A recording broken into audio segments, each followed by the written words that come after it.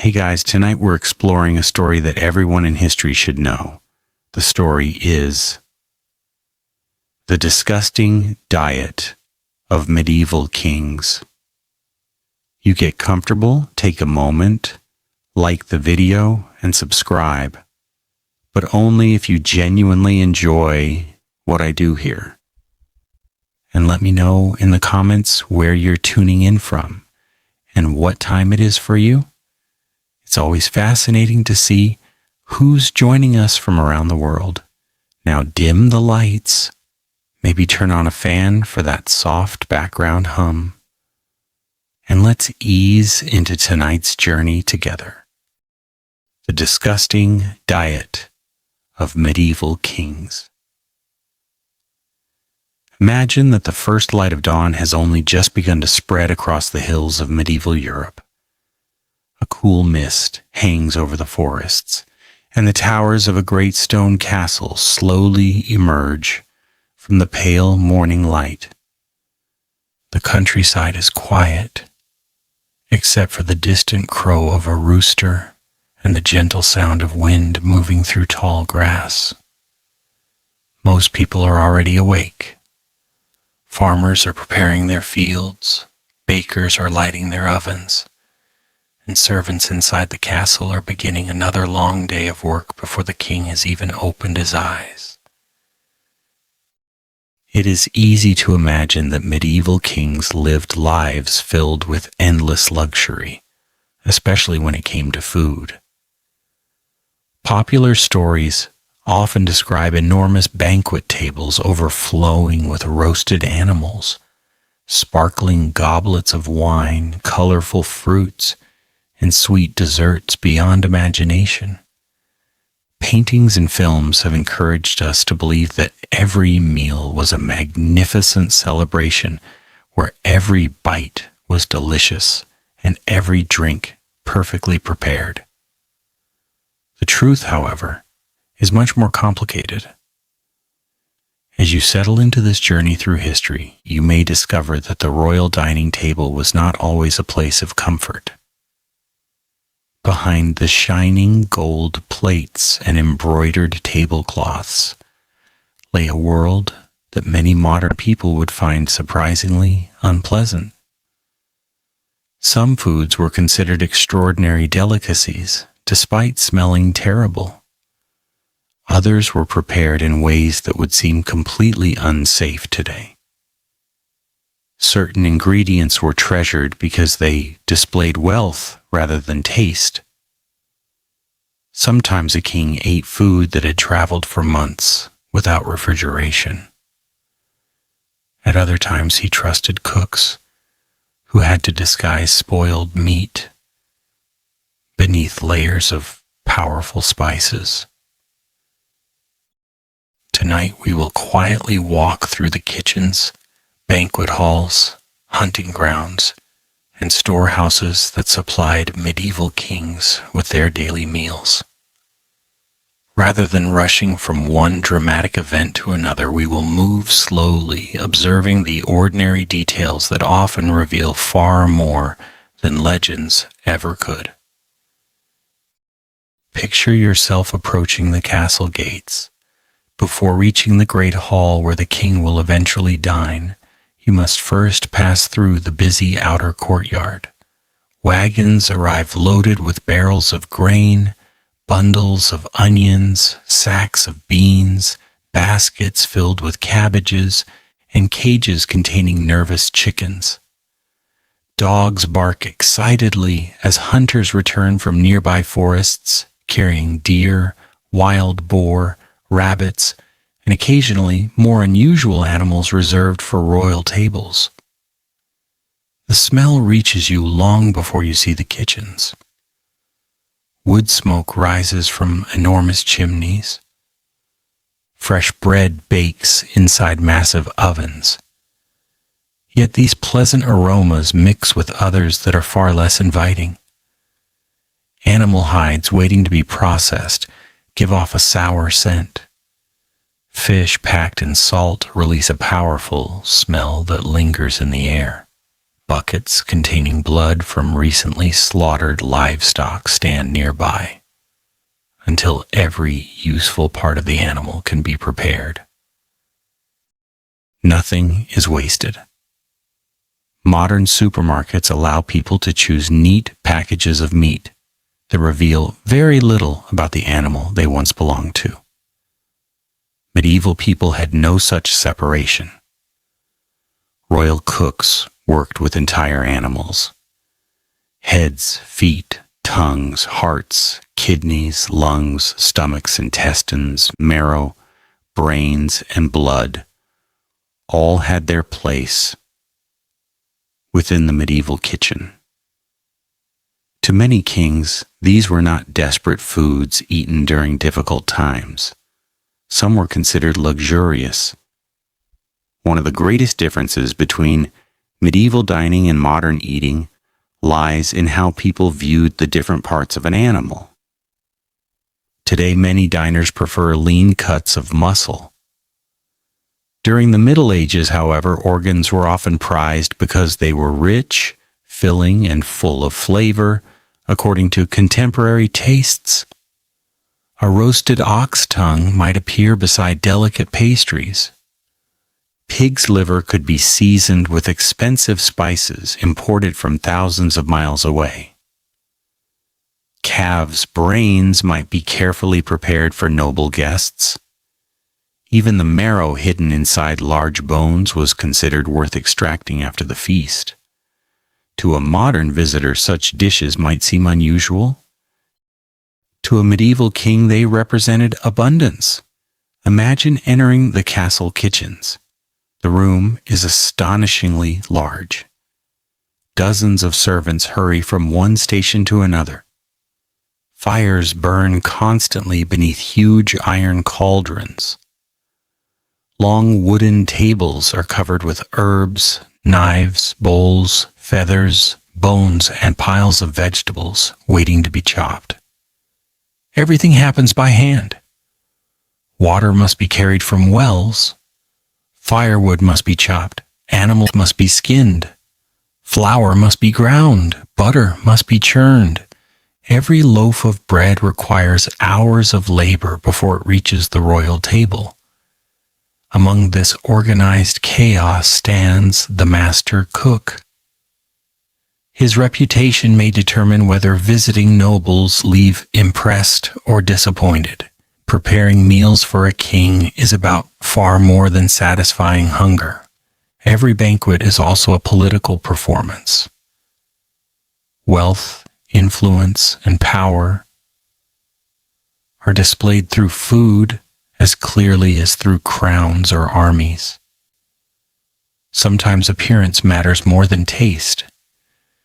A peacock may be roasted before having its colorful feathers carefully reattached, so that it appears alive once again when presented to the king. Swans, cranes, herons, and other birds may decorate the table simply because they are rare and impressive. Many of these birds would not appeal to modern tastes. Some were tough, some were greasy. Some required complicated preparation simply to become edible. Yet rarity itself created value. The king did not eat them because they were necessarily delicious. He ate them because almost nobody else could. As the morning progresses, servants begin preparing one of the most valuable ingredients in the medieval world: salt. Today, salt sits quietly inside kitchen cupboards, inexpensive and easily replaced. In the Middle Ages, salt could be extraordinarily valuable. Without refrigeration, preserving food became one of life's greatest challenges. Meat spoiled quickly, especially during warmer months. Fish caught near the coast needed preservation before traveling inland. Large quantities of salt allowed kingdoms to survive through winter and during military campaigns. The result, however, was food far saltier than most people today would comfortably eat. Imagine tasting beef that has rested in heavy salt for weeks before finally being soaked, boiled, and roasted. Even after careful preparation, the salt often remains deeply embedded within the meat. Kings accepted this because they had little alternative. Fresh meat could certainly be enjoyed after successful hunts or recent slaughter, but preserving food remained essential throughout the year. Now, imagine another common solution. Smoking. Large pieces of meat hang above slow-burning fires for days or even weeks. The smoke helps preserve them while adding a deep flavor. Yet smoke cannot perform miracles. Some preserved meats become extremely dry. Others develop textures unfamiliar to modern diners. Even so, they remain valuable supplies during long winters. Picture the castle pantry. Rows of barrels line the walls. Some contain salted pork. Others hold dried peas. There are casks filled with ale. Large wheels of hard cheese mature quietly on wooden shelves. Bundles of garlic hang beside onions, herbs dry from ceiling beams. Nothing here resembles the brightly lit refrigeration aisles of modern grocery stores. Every item reflects months of planning. Every barrel represents survival. As noon approaches, another shipment arrives. Fish. The smell announces its arrival immediately. Many medieval kings observed religious fasting days during which meat from land animals was forbidden. Fish therefore became an essential part of royal diets for much of the year. Fresh fish delighted royal cooks whenever possible. Unfortunately, fresh fish remained difficult to transport inland. Salted herring, dried cod, pickled eels, fermented fish products. These became common alternatives. Imagine opening one of those barrels after weeks of travel. The scent would likely overwhelm many modern noses almost instantly. Yet medieval diners regarded these preserved fish as perfectly ordinary. Sometimes they were even considered excellent. One surprising feature of medieval cooking involved spices. Modern people often imagine medieval food as bland. Royal cuisine was anything but. Pepper, cinnamon, cloves, nutmeg, ginger, mace, saffron, and many other spices traveled astonishing distances through complex trade networks, connecting Europe with Asia and the Middle East. These spices cost enormous sums. Using them generously signaled immense wealth. There was another advantage as well. Strong spices could soften unpleasant flavors in meat that was no longer perfectly fresh. Modern historians debate exactly how often spoiled meat reached royal tables. Wealthy households certainly had better access to fresh food than ordinary villagers. Even so, preserving meat remained imperfect. A generous mixture of costly spices transformed ordinary dishes into luxurious ones, while also masking certain undesirable flavors. To modern tastes, some medieval recipes may seem almost bewildering. Sweet and savory ingredients frequently appeared together. Meat cooked with fruit, fish combined with sugar, wine mixed into sauces alongside cinnamon and cloves. Vinegar balanced honey. The result produced flavors unlike those commonly expected today. For medieval kings, however, these combinations represented sophistication. As afternoon sunlight shines through narrow castle windows, preparations continue for the evening meal. Servants polish silver.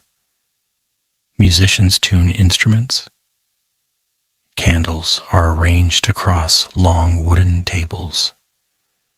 Fresh rushes may even be scattered across the floor to absorb moisture and reduce unpleasant smells inside the great hall.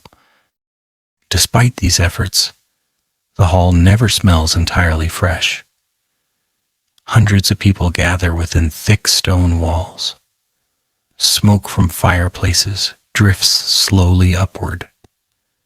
Dogs wander beneath tables searching for scraps. Wax candles burn continuously. Perfumed herbs attempt to compete with the sense of food, animals, damp clothing, and crowded humanity. This mixture of aromas forms the true atmosphere surrounding medieval royal dining. It is neither entirely pleasant nor entirely unpleasant. It is simply the smell of a living castle. As evening finally approaches, the king prepares to dine. Yet before the first course even arrives, another hidden danger quietly waits among the glittering cups and polished plates. It is a danger that many medieval rulers feared almost as much as open warfare itself: poison. And that fear would shape not only what kings ate, but how every single meal was served. The fear of poison was never far from a medieval king's mind.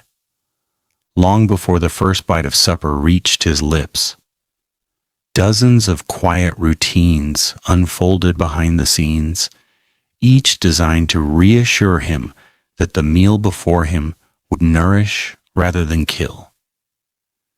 In an age when rival nobles plotted against one another, when succession crises could plunge entire kingdoms into chaos, and when political marriages often hid dangerous ambitions, a simple dinner could feel like a battlefield disguised as a banquet. Imagine yourself standing quietly against the stone wall of the great hall. The candles now burn brightly, their warm light dancing across polished goblets and silver platters. The room hums with conversation, but beneath the music and laughter there is an invisible layer of caution. Every servant knows that one mistake could have terrible consequences. Before the king drinks from his cup, another trusted servant may drink first. Before a dish reaches the royal table, a food taster samples it. Contrary to popular legend, food tasters were not always present at every meal in every kingdom, but many royal households employed trusted officials whose duties included protecting the ruler from deliberate poisoning. Their loyalty was valued almost as highly as their skill. Yet poison was only one danger. There were countless ways for food to make someone ill without any malicious intent at all. The medieval world knew nothing of bacteria, viruses, or microscopic organisms. People understood that certain foods sometimes cause sickness, but they could not see the true reason. If a piece of meat spoiled, they might blame bad air, an imbalance of bodily humors, or even divine punishment rather than invisible microbes multiplying across its surface. This meant that even the richest king sometimes ate meals that would fail modern food safety standards within minutes. Picture one of the enormous castle kitchens once again. Fresh beef hangs from iron hooks. Chickens lie upon wooden tables, awaiting preparation. Fish rests inside large barrels packed with salt. The room is warm from the constant fires. During summer, the heat becomes almost unbearable. Flies buzz everywhere, attracted by blood, scraps of meat, and discarded bones. Servants wave them away with cloths and bundles of herbs, but they always return. Without refrigeration, time becomes the greatest enemy. The cooks work as quickly as possible, but preparing a royal feast for hundreds of guests cannot be rushed. A single banquet may require dozens of animals, hundreds of loaves of bread, gallons of ale and wine, countless vegetables, and elaborate pastries, all prepared within a single day. As the hours pass, ingredients slowly change. Cream begins to sour. Milk spoils rapidly. Fresh herbs wilt. Cooked meat cools while waiting for the next course. Most diners simply accepted these realities as part of everyday life. Now, imagine the king's table itself. Contrary to what many films suggest, the king did not always dine from fine porcelain. Plates, bowls, and serving vessels varied greatly depending on the kingdom, the century, and the wealth of the royal household. Precious metals certainly appeared during grand occasions, but wood, pewter, and other materials remained common throughout much of the Middle Ages. The utensils also looked different from those we know today. Forks were not widely used across much of medieval Europe for centuries. Instead, diners relied mainly upon knives, spoons, and their fingers. This surprises many modern people. Imagine carving slices of roasted venison using your personal knife while sharing dishes with everyone seated nearby. Such customs were perfectly ordinary. Hands became an important part of every meal. This is one reason why elaborate hand-washing ceremonies often took place before eating. Servants carried decorative basins filled with scented water so guests could clean their hands before approaching the table. The practice was not based upon modern germ theory.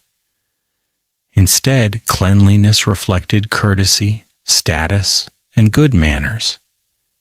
Even so, it probably reduced certain illnesses without anyone fully understanding why. Bread played a far greater role than many people realize. For ordinary villagers, bread often formed the foundation of nearly every meal. Kings also ate bread, but theirs was usually finer, whiter, and made from carefully sifted wheat flour. White bread required more labor and higher quality grain, making it a symbol of wealth. Yet bread served another purpose as well.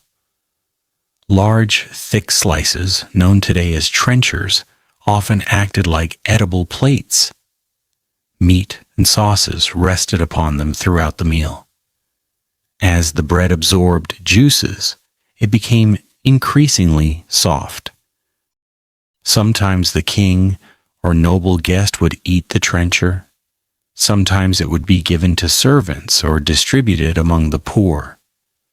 Nothing useful was wasted if it could still feed another person.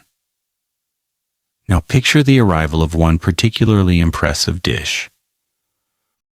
A whole roasted boar enters the hall carried by several servants. Steam rises from its dark skin. Apples and herbs decorate the platter. The animal's mouth may even hold branches or fruit, simply to create a more dramatic presentation. Guests admire the spectacle before anyone tastes a single bite. Appearance mattered enormously. Royal banquets were carefully choreographed displays of power. Every unusual ingredient reminded visitors that the king possessed resources unavailable to ordinary people. The more difficult a food was to obtain, the greater prestige it carried. This explains why certain birds appeared regularly upon royal tables: swans, peacocks, herons, cranes, bitterns. Some of these birds were not especially tender.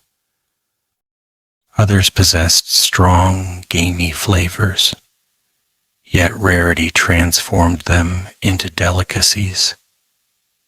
Imagine being invited to dine with the king after traveling across Europe.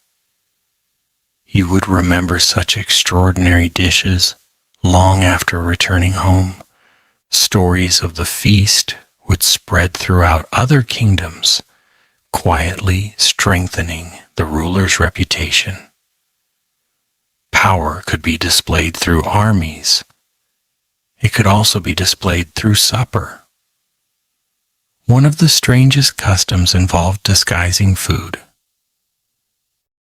Medieval cooks loved surprises. A pie might conceal several different birds. A roast could be decorated until it resembled an entirely different animal. Sugar sculptures appeared during especially lavish feasts, crafted into castles, saints, mythical creatures, or elaborate flowers. Many people today think of sugar as an everyday ingredient.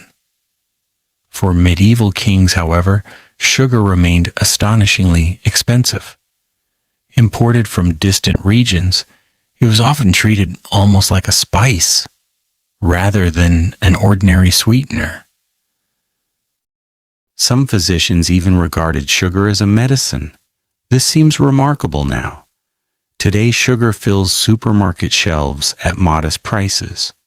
In the Middle Ages, serving generous quantities demonstrated remarkable wealth.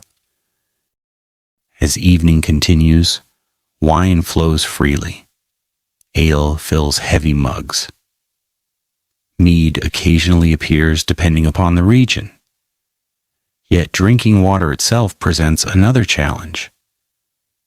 Modern myths often claim medieval people never drank water because it was unsafe. The truth is more balanced.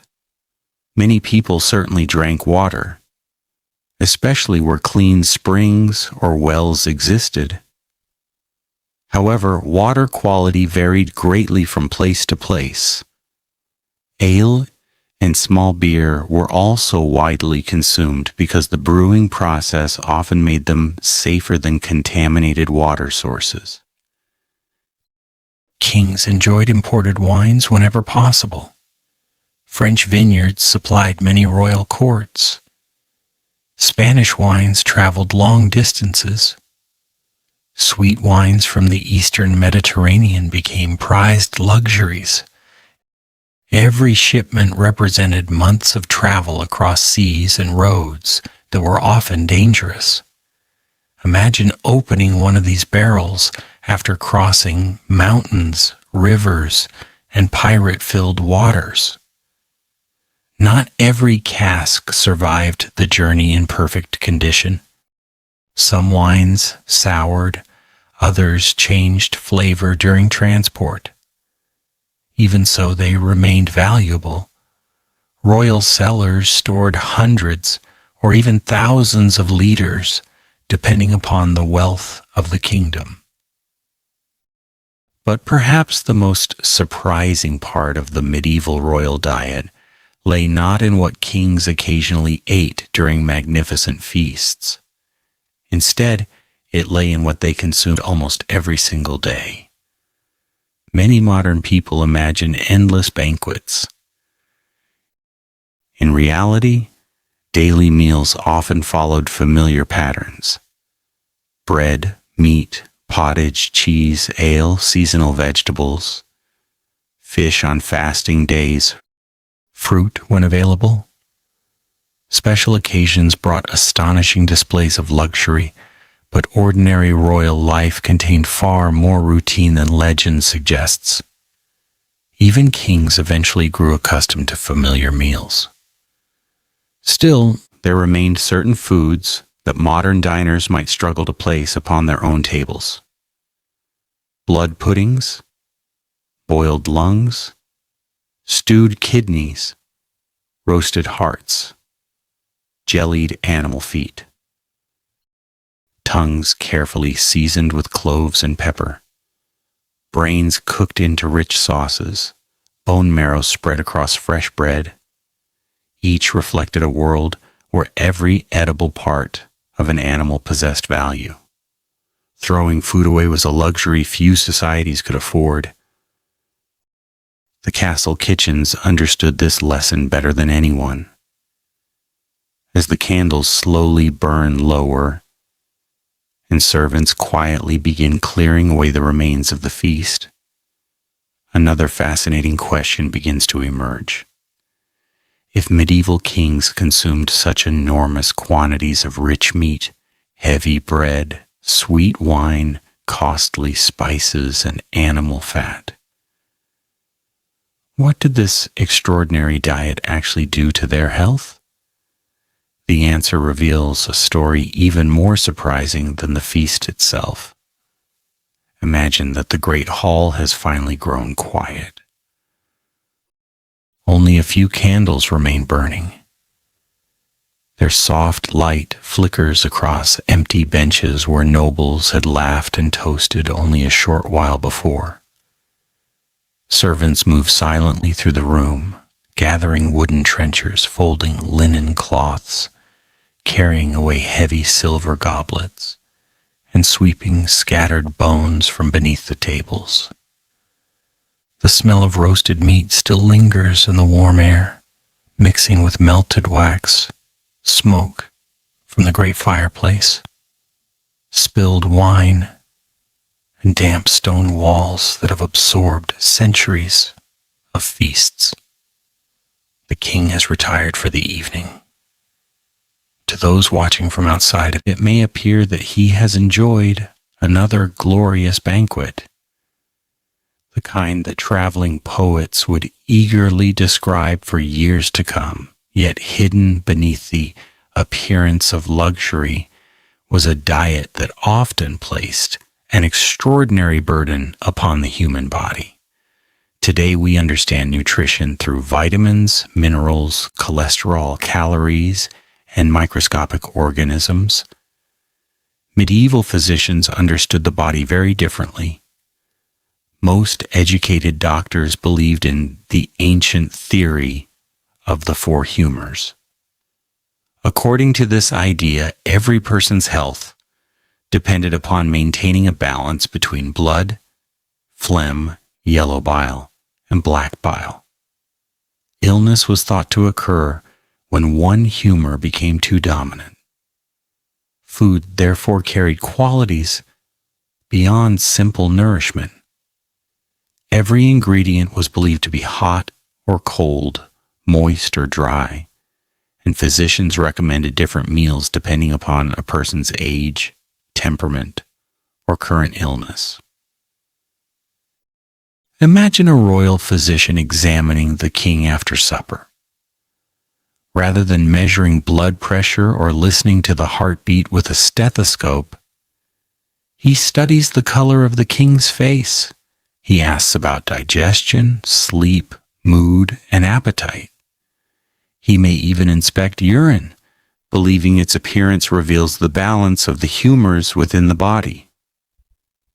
If the king complains of discomfort after eating too much roasted venison, the physician may not blame excess fat. Instead, he might conclude that the meal has produced too much heat within the body. A cooling food would be recommended next. Perhaps fruit, perhaps certain herbs, perhaps fish instead of red meat. The advice sounds unusual today, but it represented serious medical knowledge for many centuries. Kings often followed these recommendations faithfully. Even the most powerful ruler in Europe remained vulnerable to illness. No army could defeat a fever. No castle wall could stop disease. No crown protected its owner from poor digestion. One surprising feature of medieval royal life was just how frequently kings suffered from stomach complaints. Imagine spending years eating enormous portions of roasted meat, rich sauces thickened with bread, generous amounts of cheese, endless wine, and very few fresh vegetables during winter months. The digestive system worked constantly. Many kings experienced bloating, constipation, indigestion, and painful discomfort after lavish feasts. Large banquets encouraged overeating. Guests often remained seated for hours while course after course arrived before them. Declining expensive dishes could even appear disrespectful. The more important the celebration, the more food appeared. And the more food appeared, the greater the temptation to continue eating long after hunger had disappeared. Picture a Christmas feast inside a royal castle. Outside, snow covers the fields. Cold winds whistle around the towers. Inside the great hall, however, blazing fires keep the room warm as musicians perform cheerful melodies. The tables seem endless. There is roast boar seasoned with pepper and cloves, venison covered in rich wine sauce, pies filled with pigeons, rabbits, and herbs, fresh loaves of white bread, hard cheeses, bowls of thick pottage, honey cakes, dried figs, dates imported from distant lands, almond pastries, spiced wine served warm. Every dish invites another taste. Every servant offers another helping. Hours pass almost unnoticed. By the end of the evening, even the strongest stomach begins to protest. Modern people often associate obesity with recent centuries. Yet some medieval kings also struggled with excessive weight.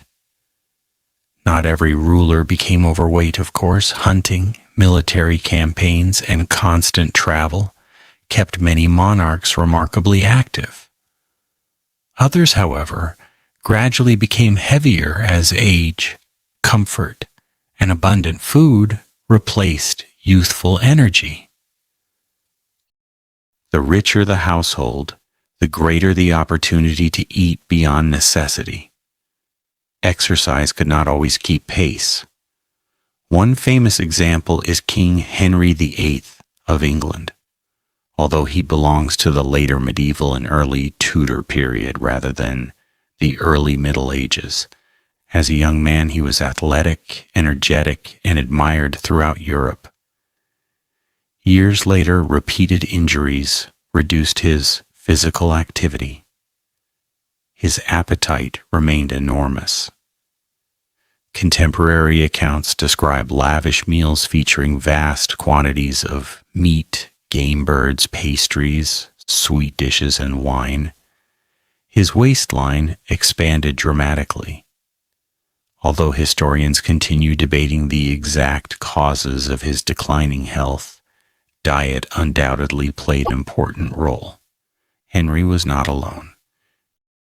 Many wealthy nobles across Europe consumed far more animal fat than ordinary peasants ever could. This created a striking contrast. Imagine two men living within the same kingdom. The first is the king. His table overflows with beef, pork, venison, swan, goose, butter, cheese, and imported spices. The second is an ordinary farmer. His meals consist mostly of coarse bread, beans, onions, cabbage, oats, peas, and occasional cheese. Fresh meat appears only rarely. The farmer's life is unquestionably harder. His work is exhausting. His risks are greater. Yet his daily diet often contains more fiber and fewer rich animal fats than that of his ruler. History sometimes surprises us in this way. Luxury does not always create better health. Another hidden problem came from salt. As we have already seen, preserving food required enormous quantities of it. Salted beef, salted pork, salted fish, salted butter. Many royal kitchens depended upon preserved foods throughout the year. No one realized that consistently consuming such large amounts of salt could contribute to long-term health problems. Instead, salt represented security. Without it, entire food supplies could disappear before winter ended. Now, imagine the king waking the following morning. The feast is over, yet breakfast, although often lighter than later meals, soon appears. Fresh bread, cheese, ale or wine, perhaps eggs, perhaps cold meat left from the previous day. The cycle begins again. Food surrounds royalty almost constantly. Visitors present gifts of game animals. Foreign ambassadors offer exotic fruits. Merchants bring rare spices from distant ports. Monasteries send fine wines. Every successful hunt adds more meat to already crowded kitchens.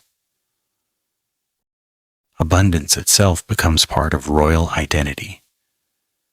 There was another ingredient that fascinated medieval Europe almost as much as gold: sugar.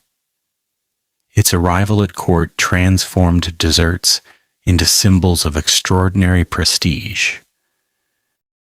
Imagine a servant carrying delicate sugar sculptures shaped like castles, flowers, saints, lions, or mythical beasts.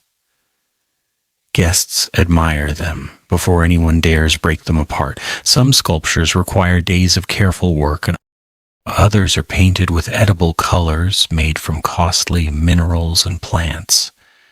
To modern eyes, they resemble works of art more than food.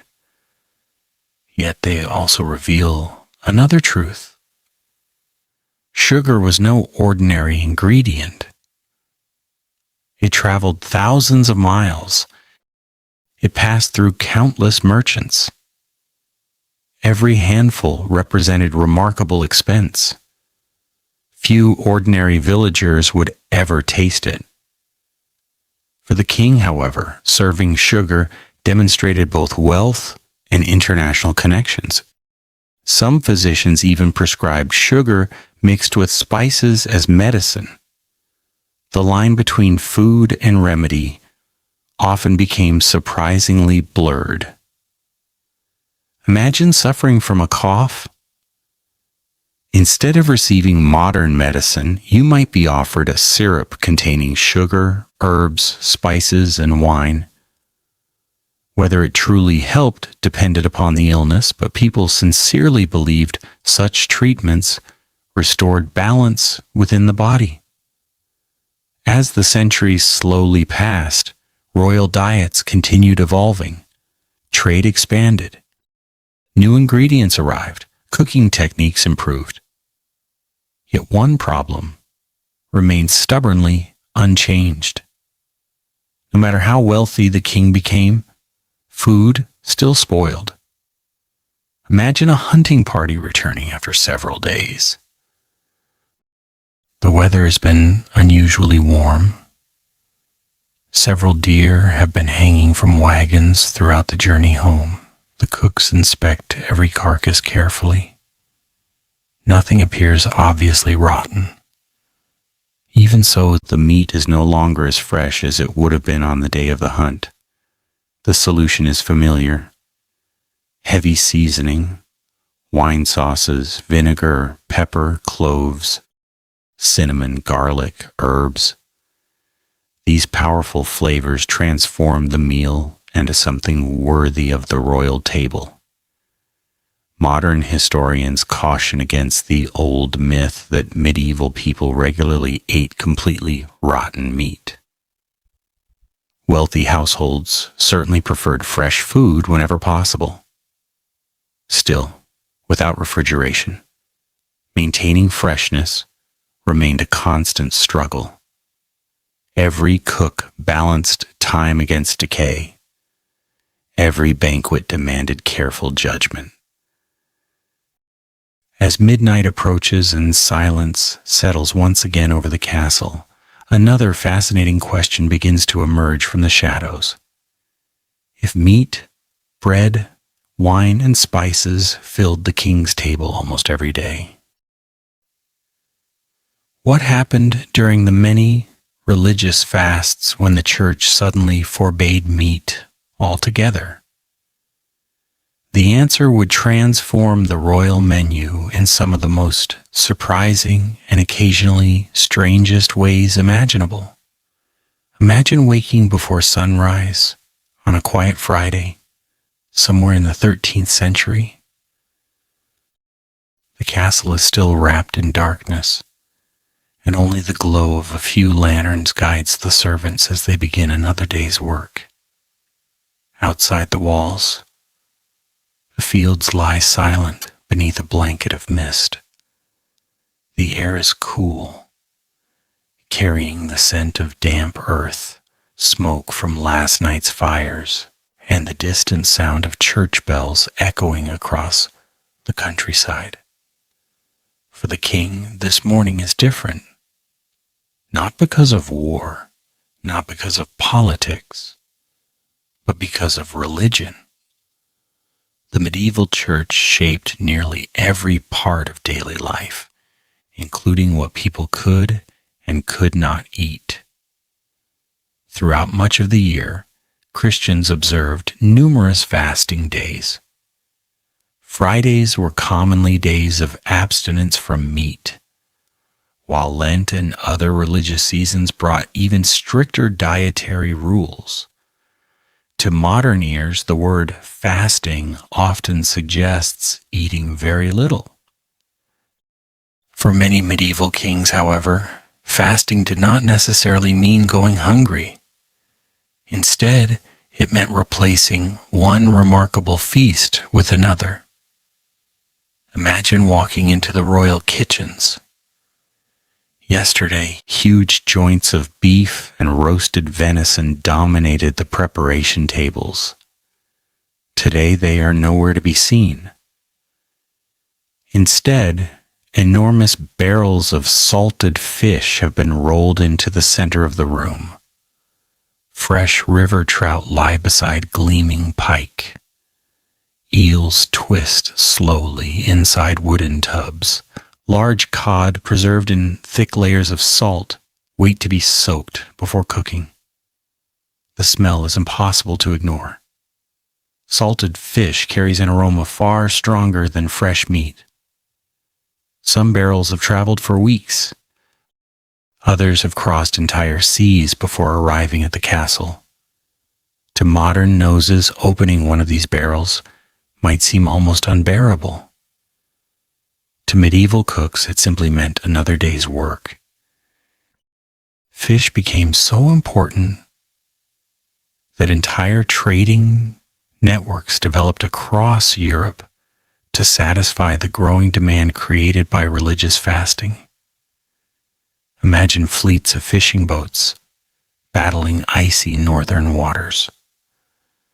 Their catches are cleaned almost immediately. Layer upon layer of coarse salt is packed around each fish. The barrels are sealed tightly before beginning long journeys across rivers, forests, mountains, and muddy roads. By the time one finally reaches a royal castle hundreds of miles away, the fish inside has traveled farther than most ordinary people ever would in their entire lives. Fresh fish remained a luxury for inland castles. Most kings living far from the coast relied heavily on preserved supplies. The flavor was intense. The texture was firm. The The salt lingered long after each bite. Yet this food became an essential part of royal life. One creature appeared on fasting tables more often than many people would expect. The eel. Imagine watching castle servants carefully remove dozens of slippery eels from large tubs filled with water. Their bodies twist and coil in every direction. Some are roasted over open flames, others are baked into pies. Still others are stewed with herbs and wine. To many medieval diners, eel was not strange at all. It was rich, satisfying, and highly valued. Modern people often react with surprise. For medieval kings, it was simply another delicacy. There were even debates over which animals counted as fish. These discussions may sound amusing today, but they carried genuine importance. Religious law prohibited certain foods during fasting. Determining which creatures qualified became a surprisingly serious matter. In some regions, beavers created an unusual problem. Because they spent so much of their lives in water, some medieval scholars argued that their broad tails resembled fish more than meat. As a result, beaver tails were occasionally permitted during fasting in certain places. Whether everyone agreed was another matter entirely. History rarely provides simple answers. Different regions followed different customs. Local church authorities sometimes reached different conclusions. The medieval world was far from uniform. Now imagine the royal table during Lent. The colorful display remains impressive, despite the absence of beef, pork, and venison. There are beautifully baked salmon, trout covered in fresh herbs, pike served with mustard sauces, salted herring, pickled lampreys, stewed eels, bread fresh from the ovens, cheeses depending upon the local fasting customs, nuts, figs, almond milk, honey, fresh apples if the season allows. The king still eats well. Very well. Yet the meal feels noticeably different. One ingredient becomes especially important: almonds. Today, they are often scattered across breakfast cereal or enjoyed as a simple snack. In medieval Europe, almonds performed an entirely different role. Imagine castle servants grinding hundreds of almonds into a fine paste before mixing them carefully with water. The result is almond milk. It contains no dairy. This makes it particularly useful during periods when animal products are restricted. Royal cooks quickly discover that almond milk can thicken sauces, enrich soups, and create surprisingly delicate desserts. Some medieval recipe books use almond milk so frequently that it becomes one of the defining ingredients of aristocratic cooking. Its preparation, however, requires patience. Every almond must be crushed, every mixture strained through cloth. Nothing happens quickly. Everything depends upon skilled hands. Another familiar face returns to the royal kitchen: the humble onion. Unlike imported spices or expensive sugar, onions were available across much of Europe, and they stored well through winter. They added flavor to simple dishes. They paired naturally with fish, beans, and pottage. Kings ate onions, so did peasants. Few ingredients crossed social boundaries so completely. Garlic played a similar role. Its strong aroma filled kitchens across the continent. Modern diners often associate garlic with Mediterranean cooking. Medieval Europe embraced it just as enthusiastically. It flavored sauces, it seasoned meat, it enriched soups. Some physicians even praised its medicinal qualities. Whether those claims were accurate is another question, but garlic certainly remained a trusted companion in countless medieval kitchens. As the day progresses, servants prepare another dish that many modern people would scarcely recognize: lamprey pie. Lampreys are jawless fish with circular mouths lined by rings of sharp teeth. Their appearance is startling. Many people seeing one for the first time describe it as almost prehistoric. Yet medieval kings often regarded lampreys as extraordinary delicacies. King Henry I of England was famously said by later chroniclers to have loved lampreys so much that eating too many may have contributed to the illness that ended his life in 1135. Modern historians remain cautious about accepting that explanation as certain. Illnesses were rarely understood accurately at the time. Still, the story reveals just how highly prized lampreys became among royalty. Imagine a beautifully baked pie arriving before the king. Inside rests carefully prepared lamprey meat, surrounded by rich spices, herbs, and wine-based sauce. The guests admire the aroma. No one thinks the creature looks frightening now. Once transformed by skilled cooks, appearance matters very little. Taste and prestige matter far more. As evening approaches, the castle's fish ponds become unusually busy. Many royal estates maintained artificial ponds stocked with carp, pike, perch, and other freshwater species. These ponds acted almost like living storehouses. Instead of preserving every fish with salt, castles could simply keep many alive until needed.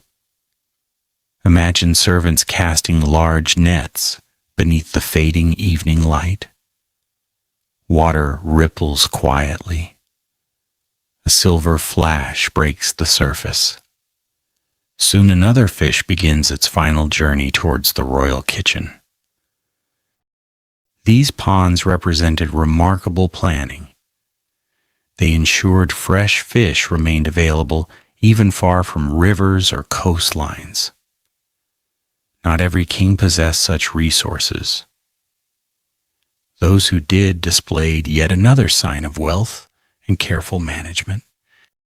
As darkness settles once more across the castle, one final question quietly waits to be answered. If kings could command the finest cooks, the rarest spices, the richest meats, and the freshest fish, why did so many royal meals still include ingredients that modern people would consider deeply unpleasant? The answer lies not in hunger, but in the medieval belief that every part of an animal held value, a belief that would bring some of history's strangest royal delicacies to the king's own table. Imagine that another morning has arrived. The castle slowly awakens beneath a pale gray sky. Rain taps gently against the narrow glass windows of the royal chambers, while smoke begins rising from dozens of chimneys scattered across the fortress. Somewhere below, the stable boys are feeding horses. Bakers are kneading dough beside glowing ovens. Hunters prepare their hounds for another journey into the forests, hoping to return with fresh game before nightfall. Life inside a medieval castle never truly stopped. Even while the king slept, someone was baking bread, tending fires, guarding the gates, or preserving food for the weeks ahead. As the royal kitchens come alive once again, today's preparations reveal one of the greatest differences between medieval eating and modern dining. Nothing edible was meant to be wasted. Today, many people choose only the leanest cuts of meat. Supermarkets offer neatly packaged chicken breasts, steaks without bones, and trimmed joints that reveal little about the animal itself. The less familiar parts are often discarded before they ever reach the customer. The medieval kitchen worked very differently. Every animal represented months of feeding, breeding, labor, and expense. Every part deserved a purpose. Imagine watching a freshly butchered ox lying upon a heavy wooden table. The finest cuts would naturally be reserved for the king and honored guests. But the work had only just begun. The tongue was carefully removed. The liver was set aside. The kidneys followed. The heart, the lungs, the stomach, the intestines, the feet, the tail, the marrow hidden deep inside the bones. Even the blood was collected before it could be lost. To modern eyes, the scene might appear unsettling. To medieval cooks, it represented efficiency. Waste was almost unthinkable. One of the first delicacies prepared for noble tables was the tongue. Imagine a servant lowering a large ox tongue into a pot of gently boiling water. Hours pass as the tough muscle slowly softens. Afterward, the rough outer skin is peeled away, revealing surprisingly tender meat beneath. The tongue is then sliced thinly and served with mustard, herbs, vinegar, or imported spices. Guests considered it rich and satisfying. Today, some cultures still enjoy beef tongue. Others find the very idea uncomfortable. In medieval Europe, however, it appeared upon royal tables often enough that few diners thought twice about it. The liver held equally high status. Unlike modern nutritional science, medieval cooks simply knew from experience that liver tasted rich and filling. Calf's liver especially became highly prized. Cooked with onions, herbs, and generous amounts of pepper, it offered a deep flavor unlike ordinary muscle meat. No banquet seemed poorer for including it. If anything, such dishes reflected abundance. Now picture another preparation. The marrow bones, great leg bones from cattle or deer, are split open with heavy axes. Inside lies soft, creamy marrow. Servants scoop it carefully into bowls before spreading it across fresh white bread or stirring it into sauces. The texture is luxurious, the flavor remarkably rich. Even today, many fine restaurants around the world still serve roasted bone marrow. The medieval king would have recognized the dish immediately. Another favorite was the heart. To modern readers, eating the heart of an animal may seem symbolic. For medieval diners, symbolism mattered far less than flavor. The heart was lean, dense, and satisfying.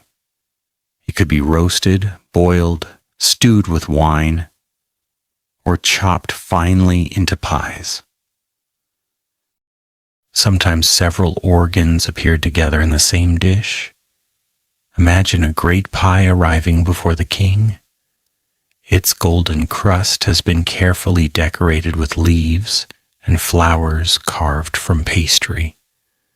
When the knife cuts through the crust, fragrant steam escapes into the hall. Inside waits a mixture of venison, liver, kidneys, onions, herbs, dried fruit, and expensive spices. Each bite offers a different texture. Each mouthful reflects the cook's skill. No ingredient stands alone. Everything has its place. Perhaps one of the most unusual delicacies involved brains. The very word makes many modern diners hesitate. Yet throughout much of medieval Europe, animal brains appeared in several recipes. Calves' brains in particular were regarded as delicate. They might be gently poached before being mixed with herbs and eggs. Sometimes they were added to sauces, sometimes enclosed within pastries. Their soft texture appealed to aristocratic tastes. No one questioned whether brains should be eaten. The question was simply how best to prepare them. Blood also played an important role. Fresh blood thickened stews. It filled sausages. It enriched puddings. Imagine a large bowl placed beneath a recently slaughtered pig. The blood is stirred constantly to prevent clotting. Soon, it is mixed with oats, herbs, onions, and spices before being poured into cleaned intestines.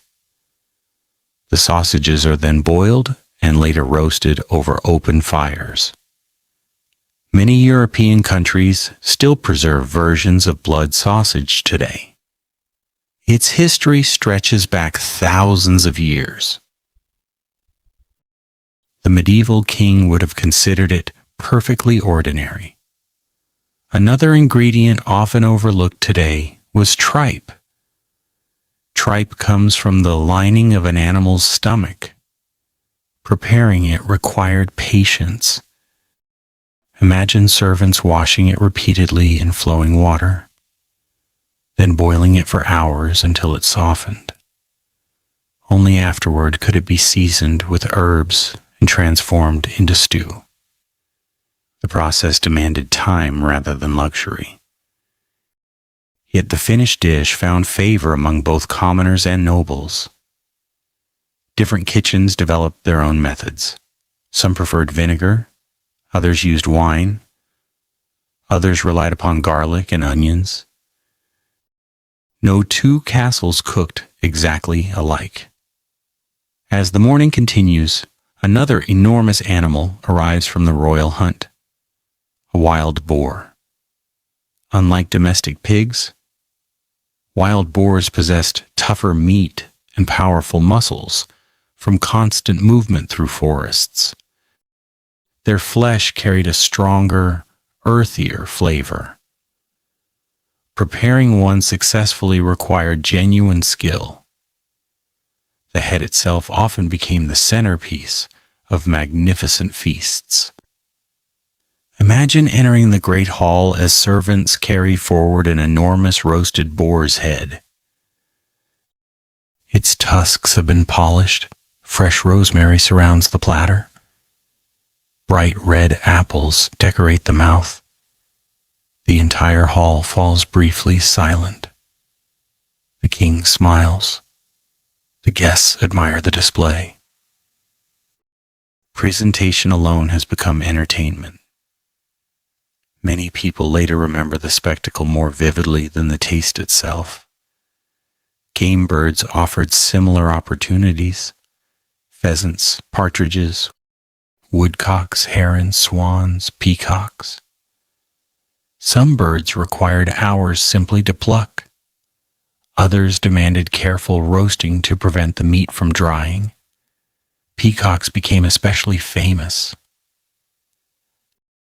After roasting the body, cooks sometimes reattached the brilliantly colored feathers so that the bird appeared almost alive when presented.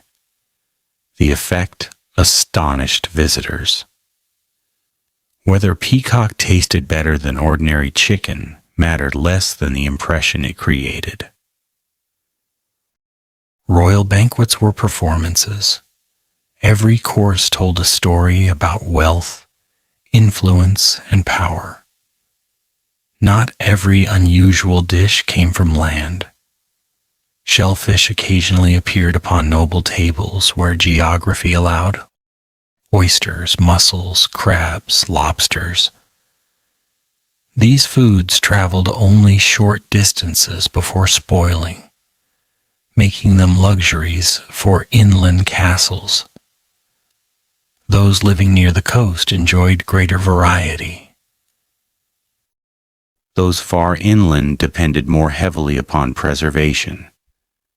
Everything depended upon location. The medieval world lacked refrigerated transport. Distance changed diets dramatically. As afternoon sunlight filters through the kitchen windows, one servant begins preparing another familiar ingredient: cheese. Hundreds of different varieties existed across Europe. Some were soft and fresh, others hardened over months of aging. Kings enjoyed cheeses flavored with herbs, washed in wine, or matured until their aromas became extraordinarily strong. To some modern noses, certain medieval cheeses would have smelled almost overwhelming. Yet strong smells often suggested successful aging rather than spoilage. Experience taught people the difference. By evening, the banquet hall once again fills with conversation. Musicians perform quietly. Dogs wait beneath the tables for scraps. Candles flicker against colorful tapestries. The king's meal contains dishes that many modern people would gladly taste alongside others they would politely refuse. Yet every recipe reflects a practical truth. Nothing valuable should be wasted. Every animal gave more than meat. Every hunt represented effort. Every harvest depended upon weather. Every loaf required labor. Abundance was precious because scarcity always remained close. And tomorrow, as another hunting party rides beyond the castle walls, we will follow them into the forests to discover how medieval kings acquired the wild animals that filled their remarkable and sometimes deeply unsettling tables. there among ancient oak trees and quiet woodland paths, we will find that hunting was far more than a way to obtain food. It was a display of royal authority, a dangerous sport, and one of the greatest symbols of power in the medieval world. Imagine that the first rays of sunlight have only just begun to reach the tops of the ancient oak trees surrounding the royal castle. A thin layer of mist drifts slowly across the forest floor. Dew clings to every blade of grass, sparkling gently as birds begin their morning songs. Somewhere in the distance, a stag lets out a deep call that echoes through the quiet woodland. The air smells of damp leaves, moss, pine, and freshly turned earth.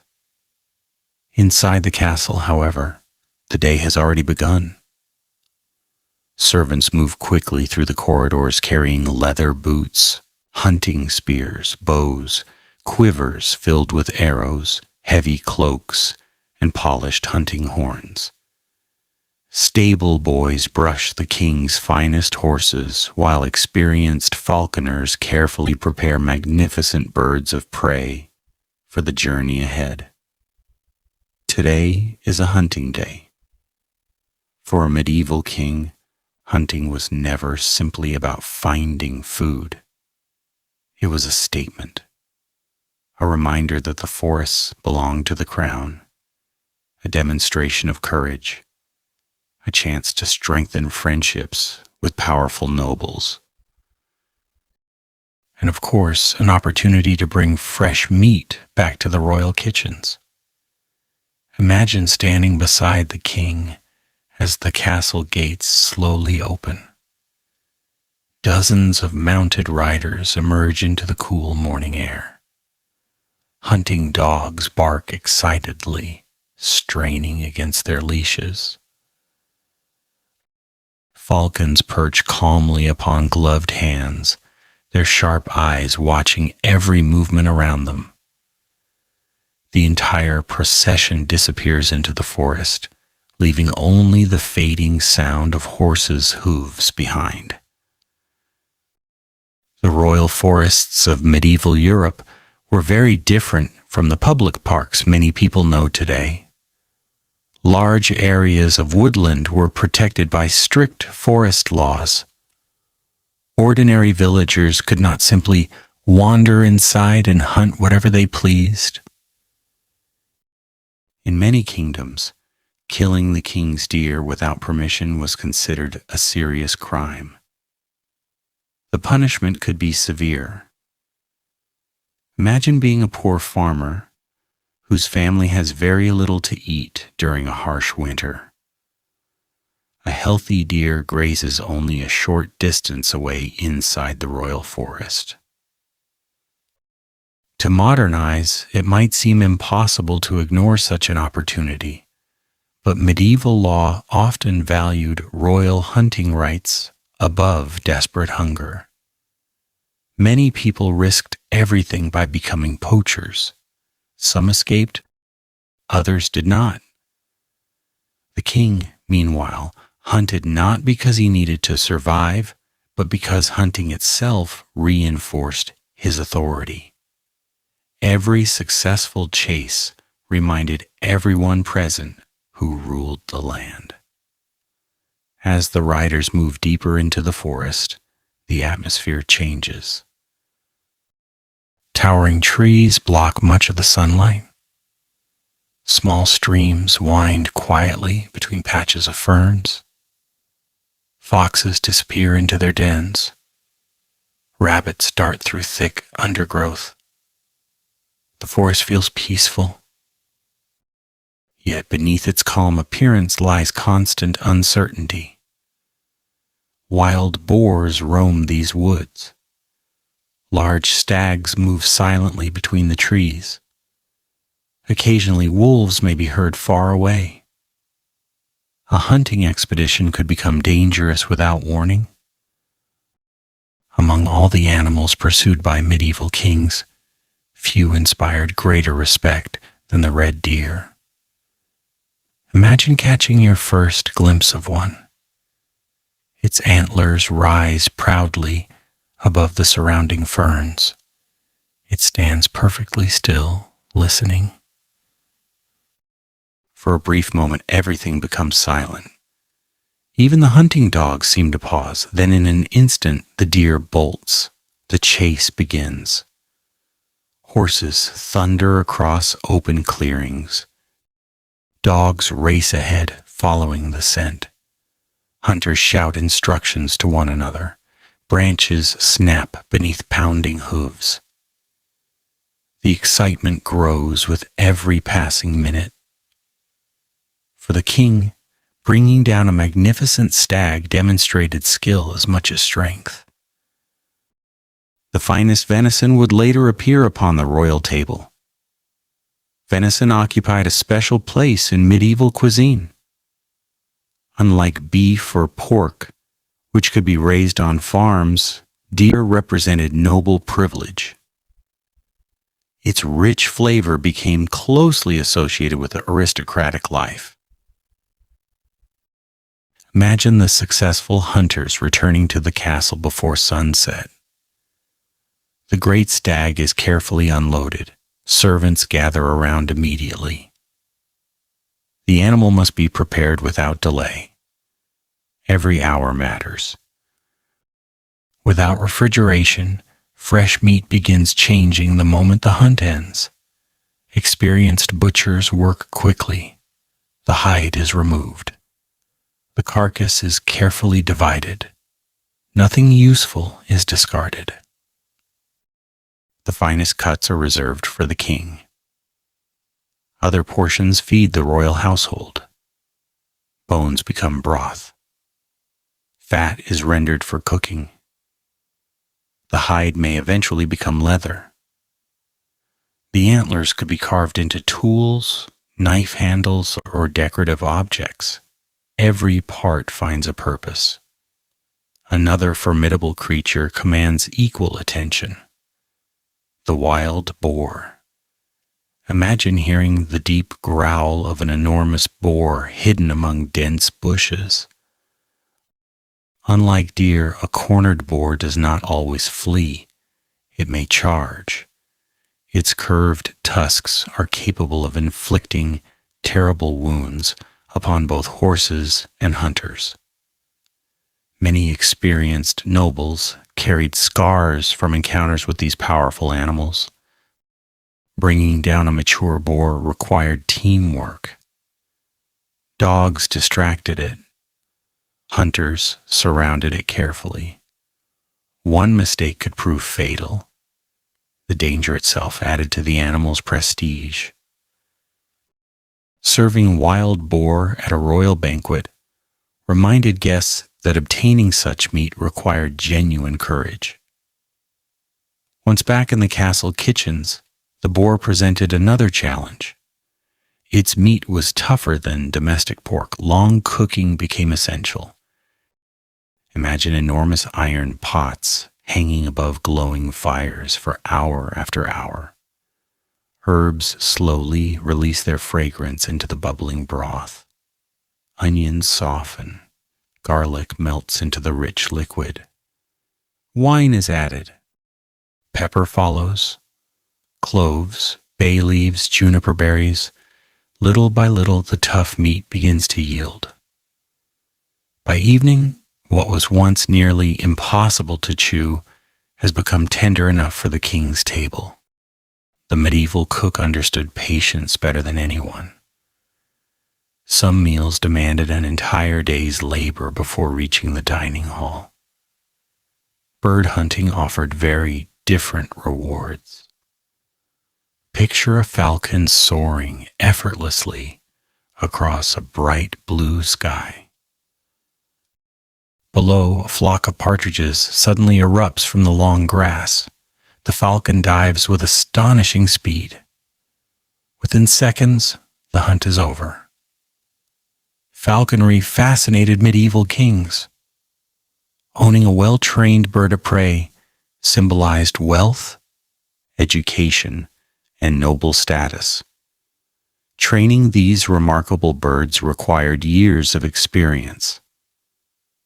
The bond between falconer and falcon became one of quiet trust rather than force. Some kings valued their finest falcons almost as highly as prized horses.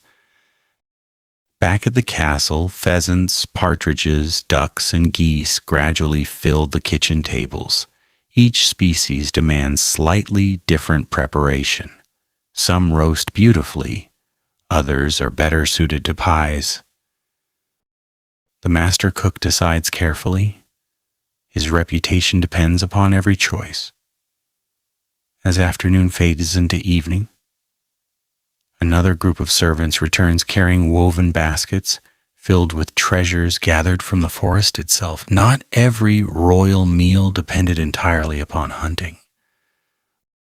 Wild mushrooms, hazelnuts, blackberries, raspberries, crab apples, elderberries, sloes.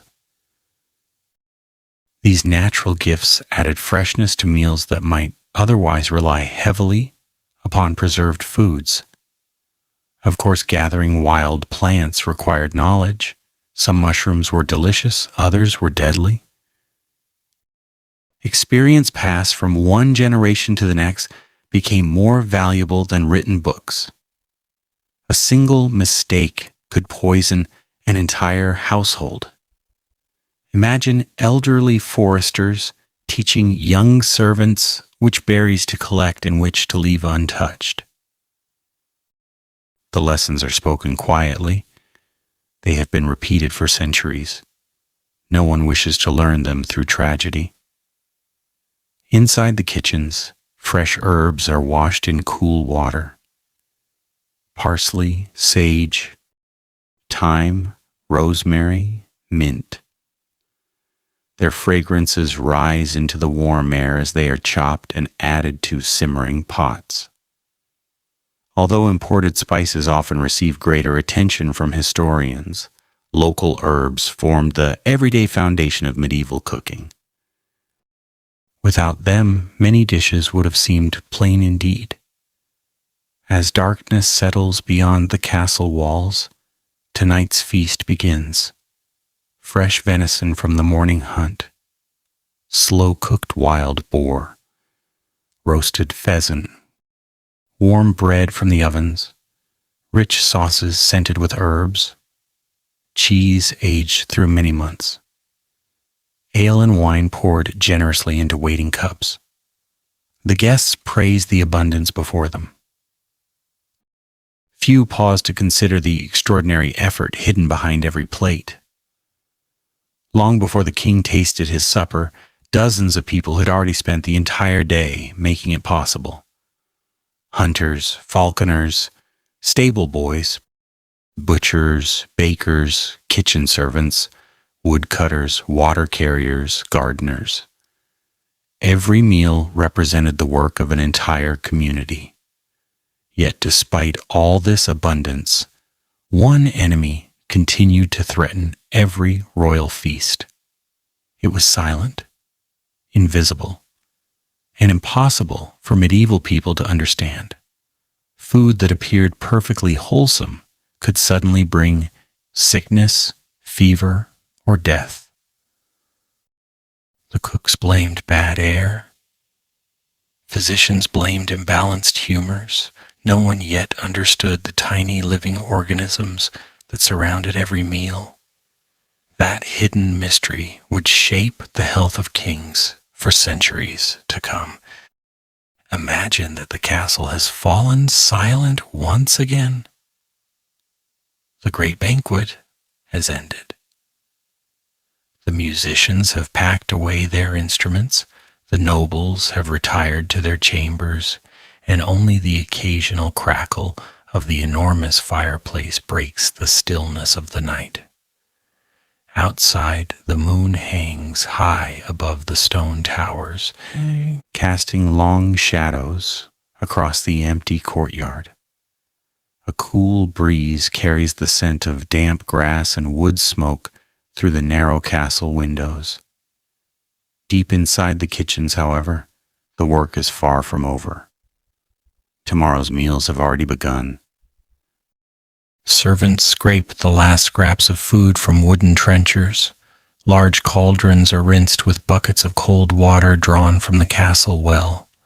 Bones are gathered into baskets, not to be discarded, but to become tomorrow's broth. Leftover bread is carefully collected before mold has any chance to appear. Every usable ingredient is given another purpose.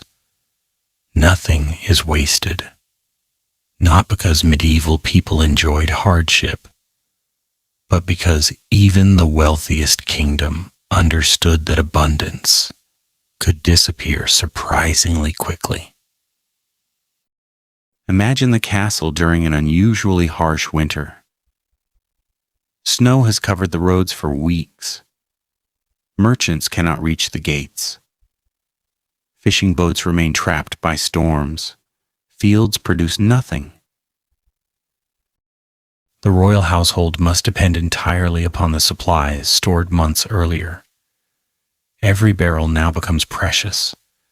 Rows of salted pork, smoked hams, dried peas, barrels of oats, hard cheeses, pickled vegetables, casks of ale, sacks of grain.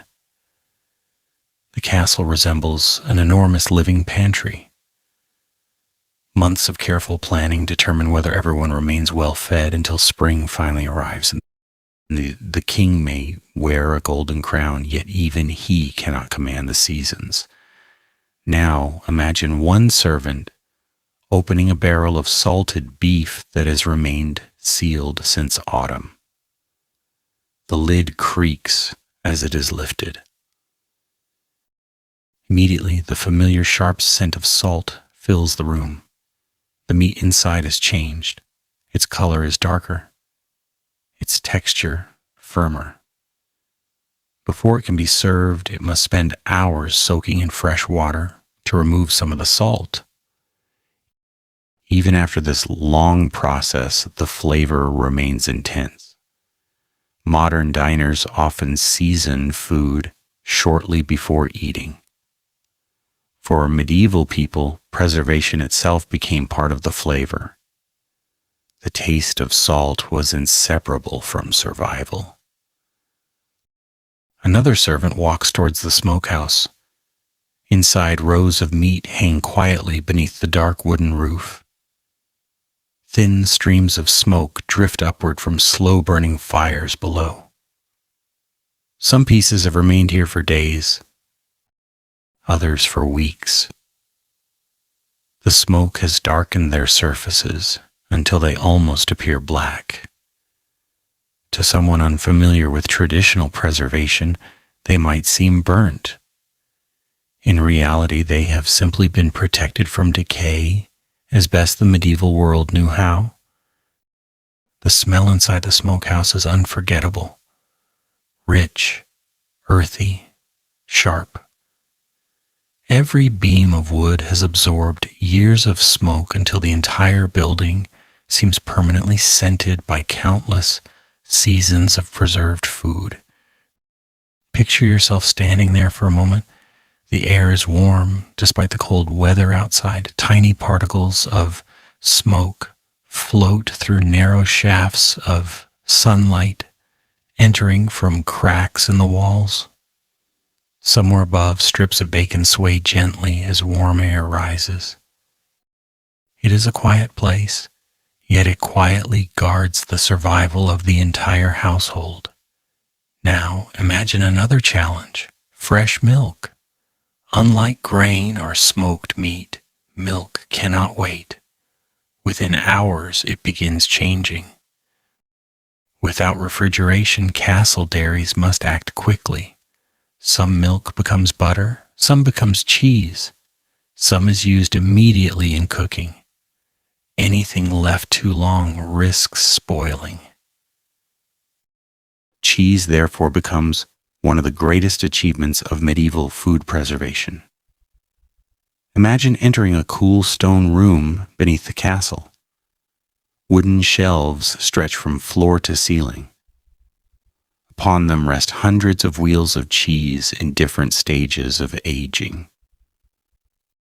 Some are pale and soft. Others have become hard enough to last many months. The smell is powerful, earthy, nutty, occasionally rather pungent. Modern visitors might wrinkle their noses. The castle's cheesemaker smiles with satisfaction. Strong aromas often mean successful maturation. Every wheel represents food safely carried into the future. Butter presents its own difficulties. Fresh butter spoils quickly. Salt once again becomes the solution. Imagine large wooden tubs filled with heavily salted butter, carefully stored in the coolest part of the castle. The flavor is far stronger than the butter many people enjoy today. Yet it remains spreadable long after ordinary butter would have spoiled. Every preservation method brings compromise. A little freshness is sacrificed. Many weeks of nourishment are gained.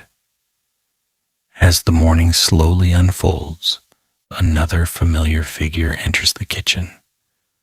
The royal baker. Long before dawn, he has already begun kneading enormous quantities of dough. Bread remains the foundation of nearly every meal. Without it, even the richest banquet feels incomplete. The ovens glow with intense heat. Wood crackles beneath heavy stone chambers. The baker shapes loaf after loaf with practiced hands. white bread for the king, darker loaves for servants and workers, coarser bread for those lower within the household. The color of bread quietly reflects social status. The finer the flour, the higher the rank. Yet even the king's bread is not always perfect. Medieval grain sometimes contains tiny fragments of husks, grit, or particles from the millstones used during grinding. Over many years, these hard particles slowly wear down people's teeth. Archaeologists frequently discover medieval skeletons with remarkably worn teeth, not only because of age, but because everyday bread often contained microscopic pieces of stone. The king is not entirely protected from this problem. His flour is finer, his bread softer. Still, no medieval bakery can produce the perfectly refined flour common today. As breakfast approaches, servants lay out another familiar selection: fresh bread, soft cheese, honey, cold slices of yesterday's venison, ale, perhaps apples if the season has been kind.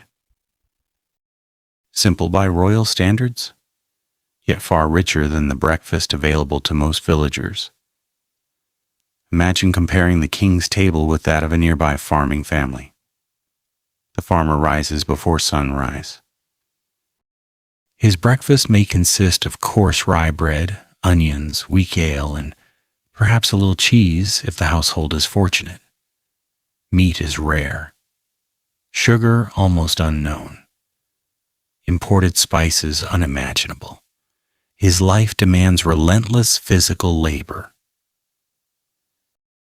The king, meanwhile, begins his day surrounded by abundance. History often reminds us that wealth changes not only what people own, but also what they eat every single day. And yet, despite these enormous differences, both king and peasant remain equally vulnerable to one persistent enemy: disease. A spoiled meal makes little distinction between crown and plow. The medieval world lacks the knowledge to understand why some people fall ill while others remain perfectly healthy after eating the very same dish. One guest develops a fever. Another experiences violent stomach pains. A third feels nothing unusual at all. The explanations offered by physicians seem reasonable according to the science of their time. Perhaps the weather has become unhealthy. Perhaps the body's humors have fallen out of balance. Perhaps an unfortunate alignment of the stars has influenced the patient's condition. No one suspects invisible bacteria multiplying quietly inside poorly preserved food. Imagine the concern spreading through the castle if several important guests become ill after a feast. The cooks inspect every remaining dish. The steward questions the servants. The physician examines each patient carefully. Was it poisoned? Was the wine bad? Was the meat improperly cooked? Everyone searches for an answer. No one can truly find it. Despite centuries of experience, the smallest causes remain completely hidden. As evening returns, the king once again takes his place in the great hall. Candles flicker gently against richly colored tapestries. The aroma of roasted meat fills the room. Wine catches the warm glow of the firelight. The meal appears magnificent, but beneath every beautiful platter lies an invisible gamble that no medieval cook can entirely avoid. Tomorrow, we will leave the kitchens behind for a different journey. We will travel far beyond the castle walls, following the merchants whose caravans and ships carried pepper, cinnamon, cloves, saffron, ginger, and countless other precious spices across deserts, mountains, and dangerous seas. Only then will we truly understand why a small pouch of pepper could sometimes be worth almost as much as silver, and why medieval kings willingly filled their food with flavors that transformed ordinary meals into symbols of unimaginable wealth. Imagine that the castle gates open just after sunrise. A light fog still lingers over the road, softening the outlines of distant hills. The morning air is cool and carries the gentle scent of wet earth after a night of light rain. Far beyond the kingdom's borders, unseen by everyone inside the castle, thousands of people have already begun their own day's work. Sailors are raising heavy sails in Mediterranean ports. Camel caravans are slowly crossing vast deserts. Merchants are guiding pack animals through narrow mountain passes. Dock workers are unloading cargo from ships that have traveled for months across dangerous seas. None of them have ever met the king, yet all of them play a part in preparing his dinner. It is easy to forget how connected the medieval world could be. Although travel was slow and dangerous, trade reached astonishing distances. A single royal feast might contain ingredients gathered from forests nearby, rivers hundreds of miles away, islands across the Mediterranean, and lands stretching far beyond Europe itself. Imagine holding a tiny black peppercorn in your hand. Today it seems almost insignificant. A small glass jar filled with pepper can be purchased in moments, and few people think twice before sprinkling it over a meal. For a medieval king, however, each peppercorn represented an extraordinary journey. Long before it reached the royal kitchen, the pepper had grown on vines in the warm, humid regions of India. Farmers harvested it carefully before merchants carried it to busy ports along the Indian Ocean. From there, it traveled aboard merchant ships, crossing unpredictable waters toward the Middle East. Its journey had only just begun. The pepper changed hands many times. Arab merchants traded it to others. Italian merchants purchased valuable cargoes. Ships crossed the Mediterranean. Wagons carried sacks inland. River boats transported them farther north. Eventually, perhaps months or even years after harvest, the pepper finally reached the markets where royal buyers searched for the finest spices available. Imagine how many storms that tiny peppercorn survived. How many thieves threatened it? How many customs officials demanded payment? How many merchants added their own profit before selling it onward? By the time it arrived upon the king's table, its value reflected not only its flavor, but also the remarkable distance it had traveled. This explains why pepper became one of the greatest symbols of wealth in medieval Europe. It seasoned food. It impressed guests. It demonstrated power. Some wealthy households even kept careful records of their pepper supplies, treating them almost as carefully as precious metals. Pepper was not alone. Picture another merchant carefully opening a wooden chest lined with cloth. Inside lies cinnamon. Its sweet, warm fragrance slowly escapes into the air. Unlike the rough smell of salted fish or smoked meat, cinnamon brings thoughts of warmth and comfort. To medieval kings, it was one of the most treasured spices available. Yet very few people in Europe knew exactly where cinnamon came from. Stories spread across the continent describing mysterious forests guarded by dangerous creatures or distant lands almost impossible to reach. Reality was less fantastical, though no less impressive. The spice traveled across enormous distances through countless hands before finally arriving at royal courts.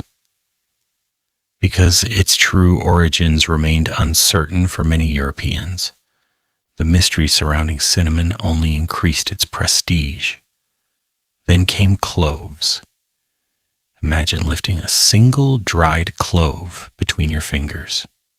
It is tiny, light, easy to overlook.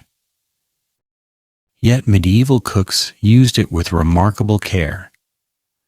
Cloves possessed an intense flavor that transformed rich sauces, roasted meats, and sweet desserts. Growing naturally on islands far to the east, they traveled farther than almost any other common ingredient found in medieval kitchens.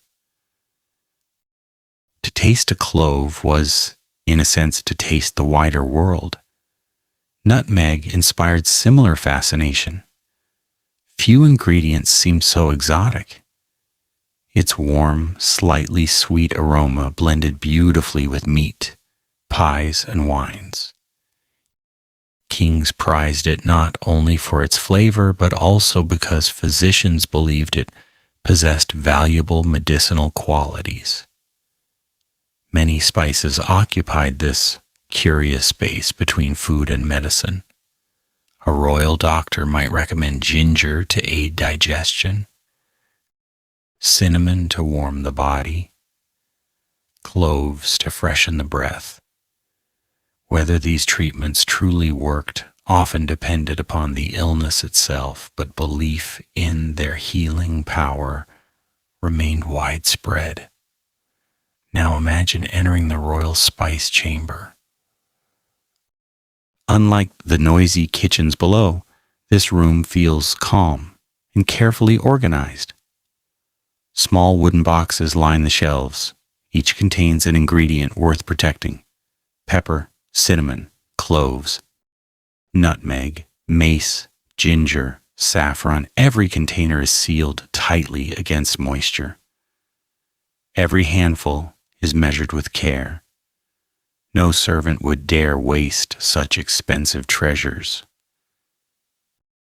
Among all these spices, one shines brighter than the rest: saffron. Imagine watching a cook carefully remove only a few delicate crimson threads from a small pouch. The amount seems almost laughably tiny, yet those threads have required thousands of crocus flowers to produce. Harvesting saffron demanded extraordinary patience. Each flower bloomed for only a short time. Every crimson stigma had to be picked by hand. Thousands upon thousands were needed to fill even a modest pouch.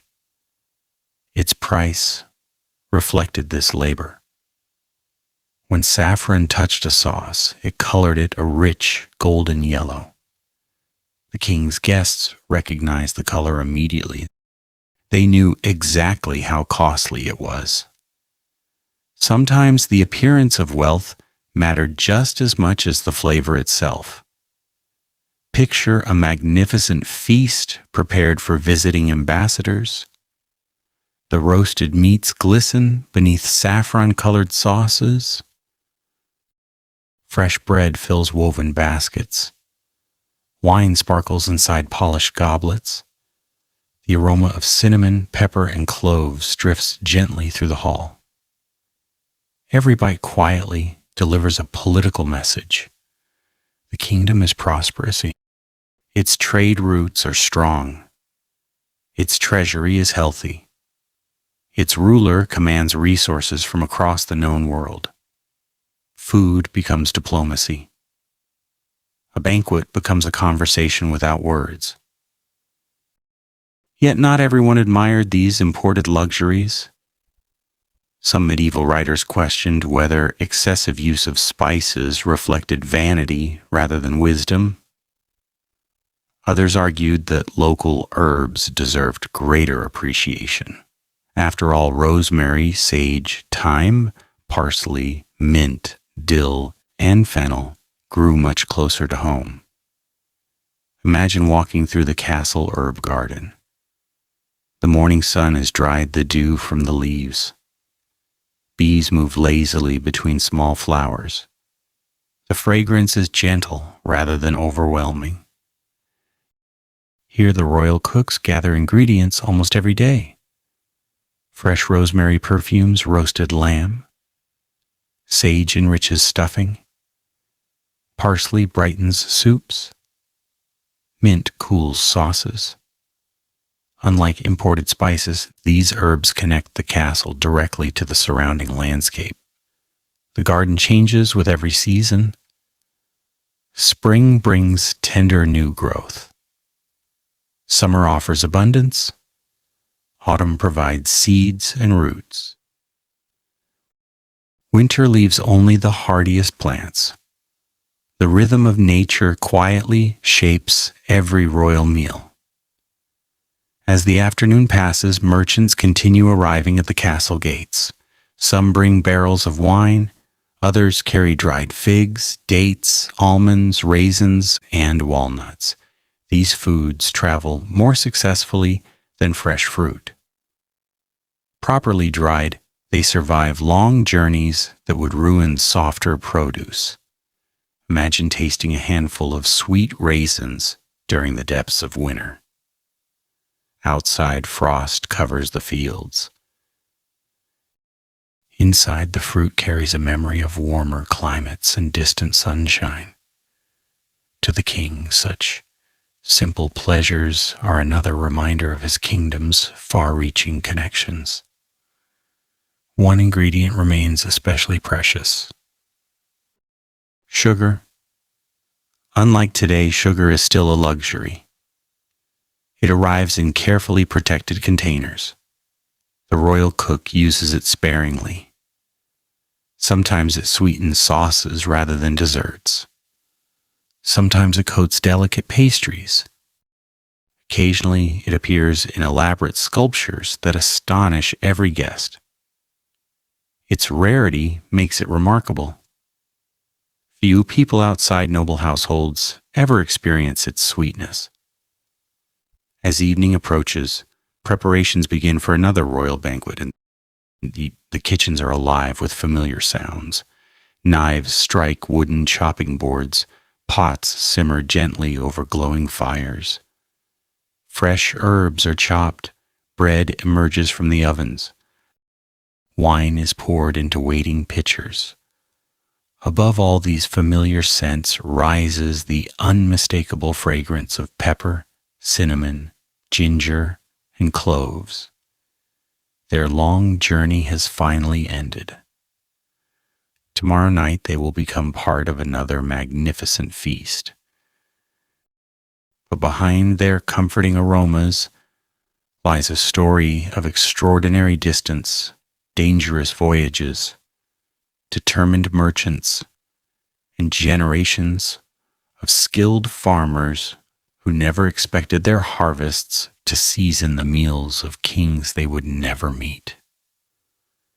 As darkness settles over the castle once more, one final mystery remains.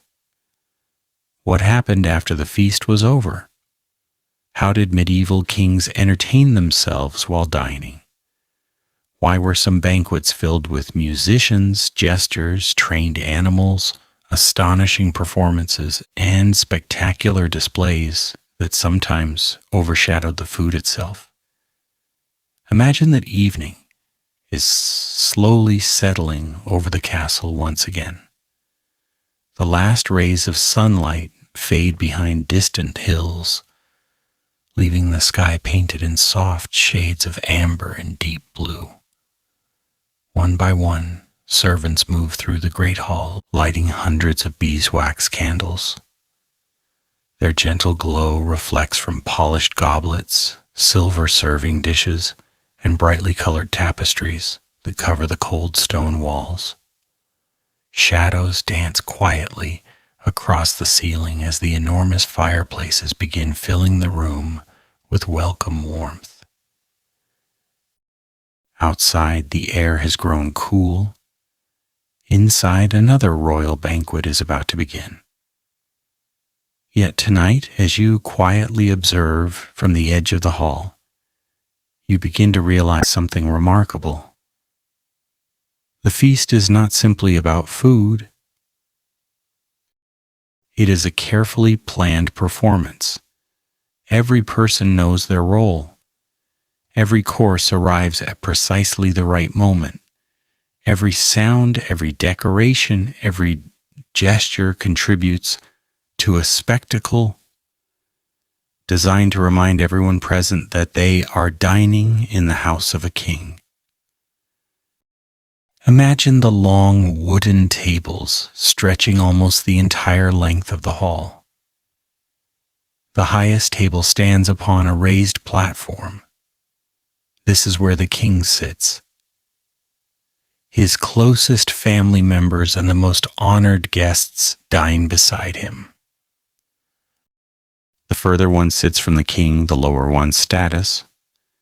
Even the seating arrangement quietly reflects the social order of the kingdom. No one chooses a chair at random. Position itself is a privilege.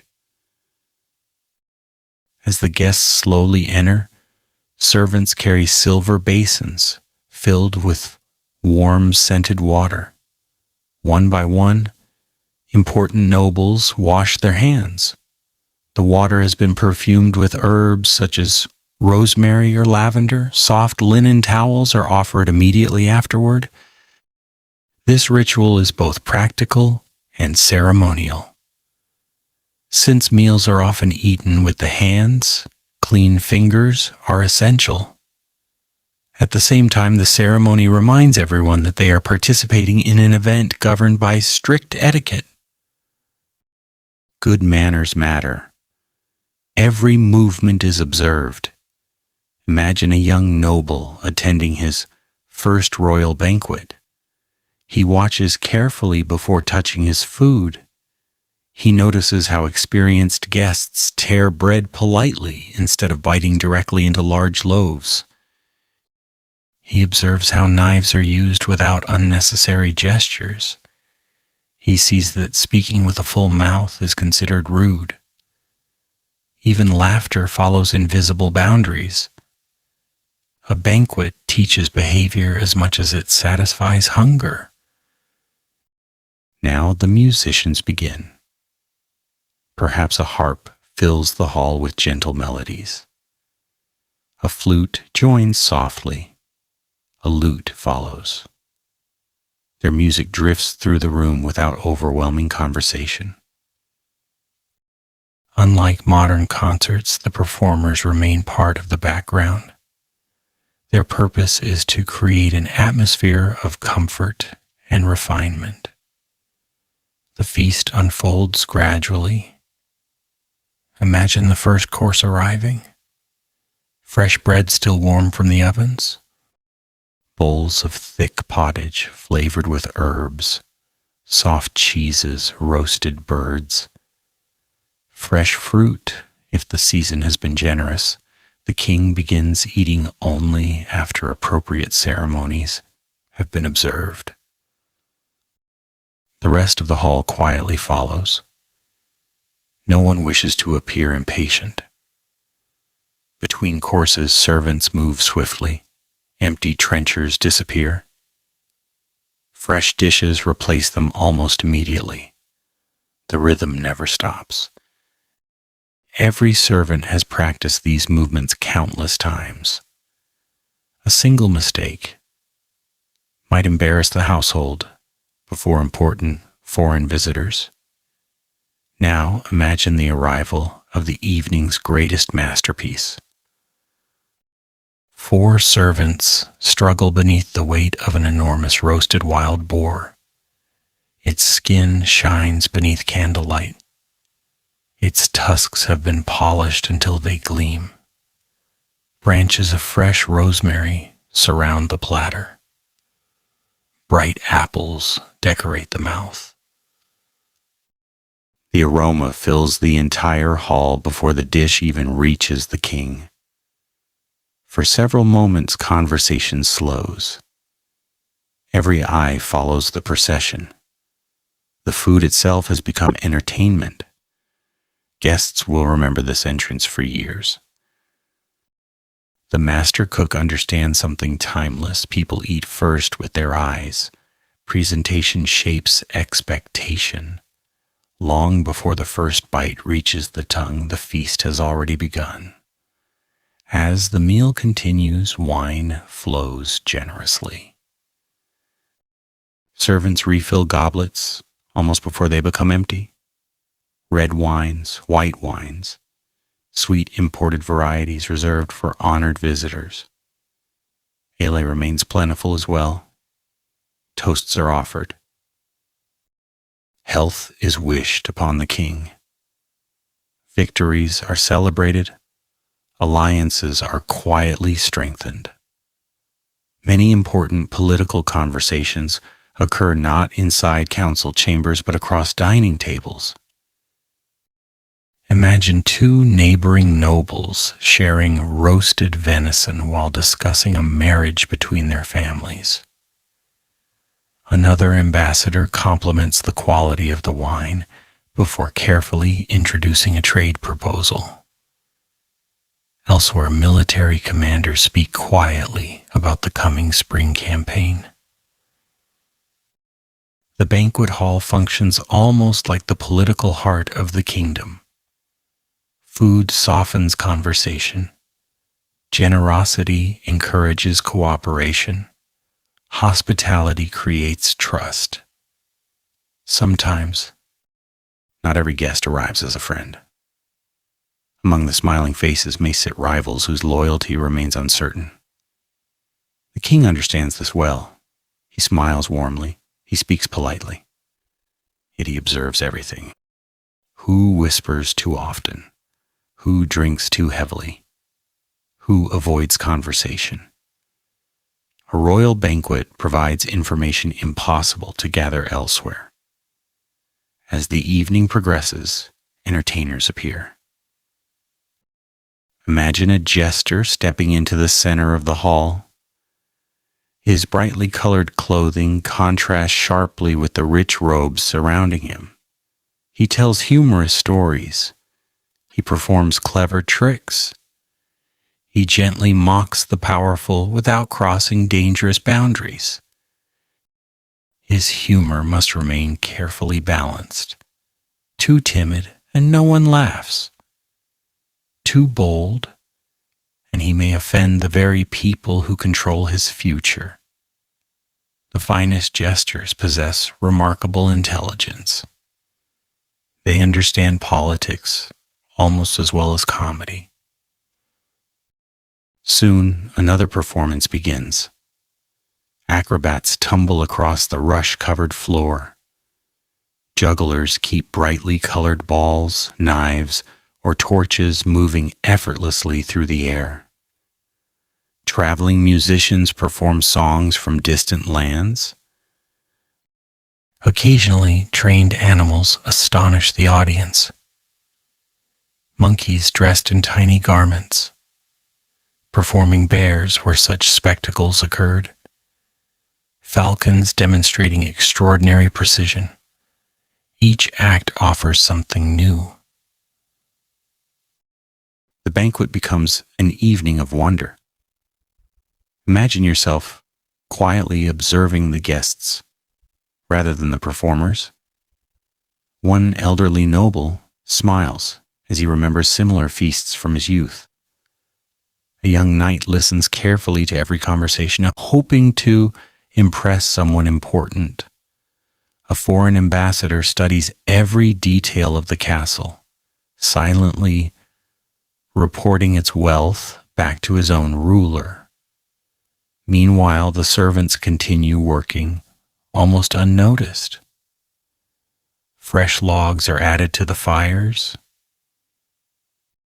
Spilled wine disappears almost immediately.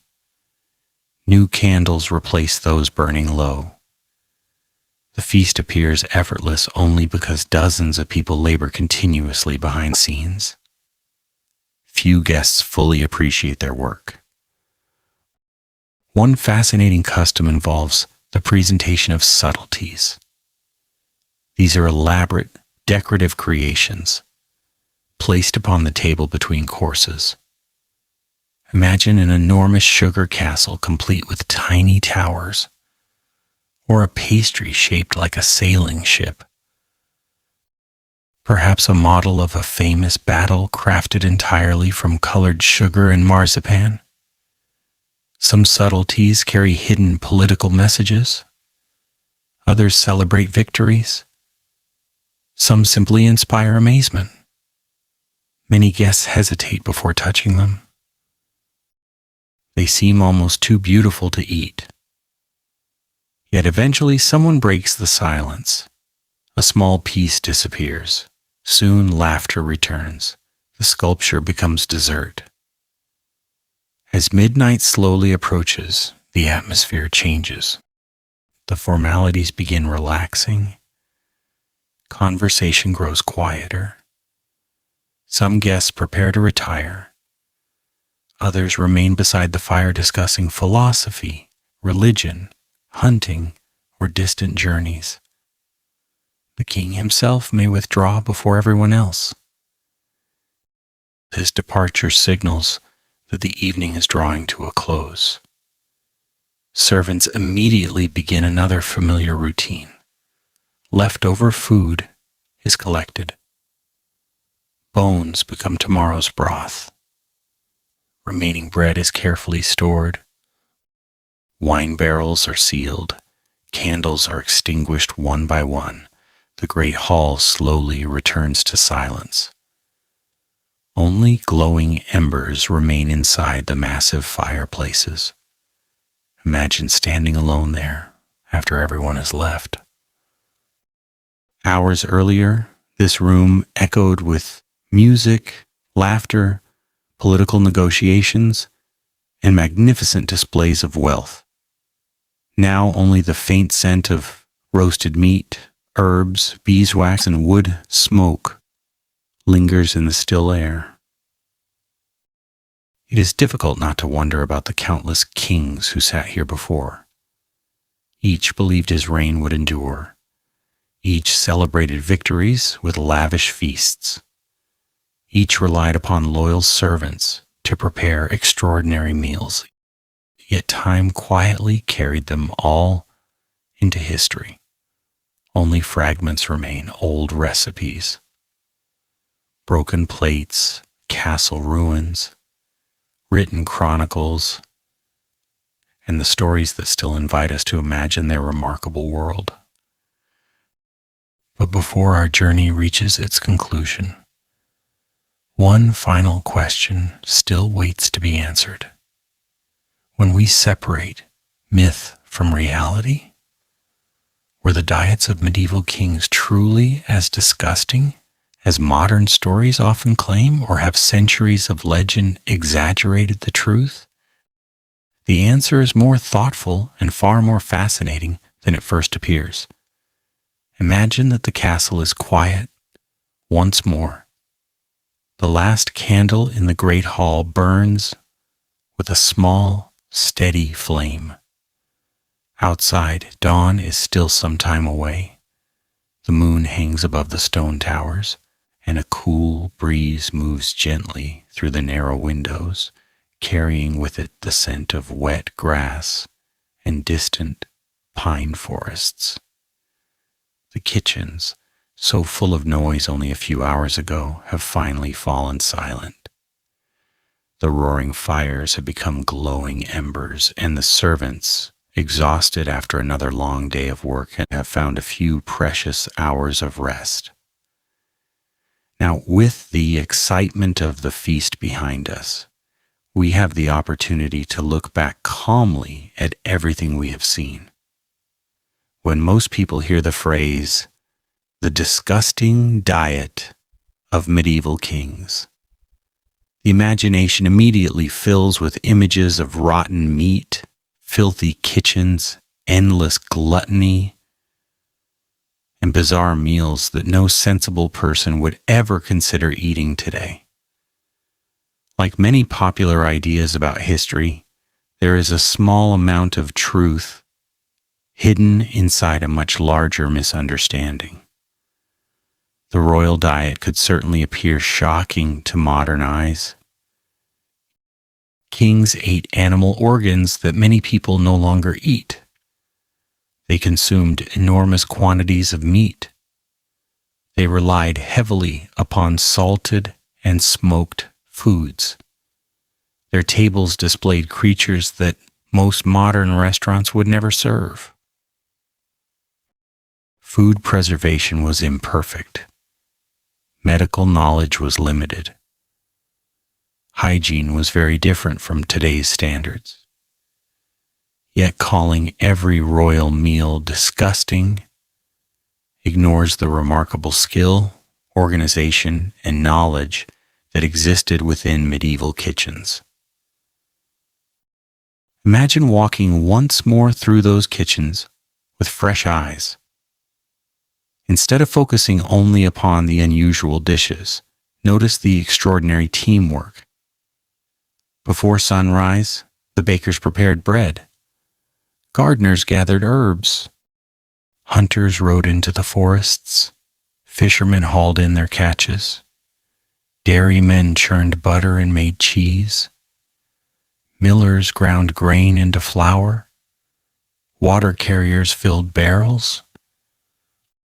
Woodcutters supplied the endless fuel needed for the great ovens. Dozens, sometimes hundreds of people worked together simply to prepare one royal meal. A feast was never the achievement of one cook alone. It represented an entire community. The master cook understood ingredients through experience rather than chemistry. He knew exactly how long a boar should roast. He recognized the smell of fresh herbs. He balanced sweet and savory flavors with remarkable confidence. He judged fires by color instead of thermometers. He prepared meals for hundreds of people without electricity, refrigeration, gas ovens, or modern kitchen equipment. His achievements deserve admiration as much as curiosity. Of course, there were dangers. Food spoiled more quickly. Water quality varied.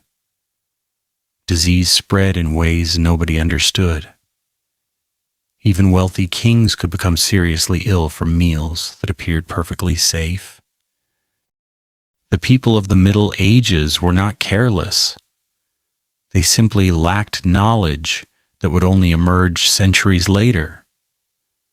If refrigeration had existed, they would certainly have used it.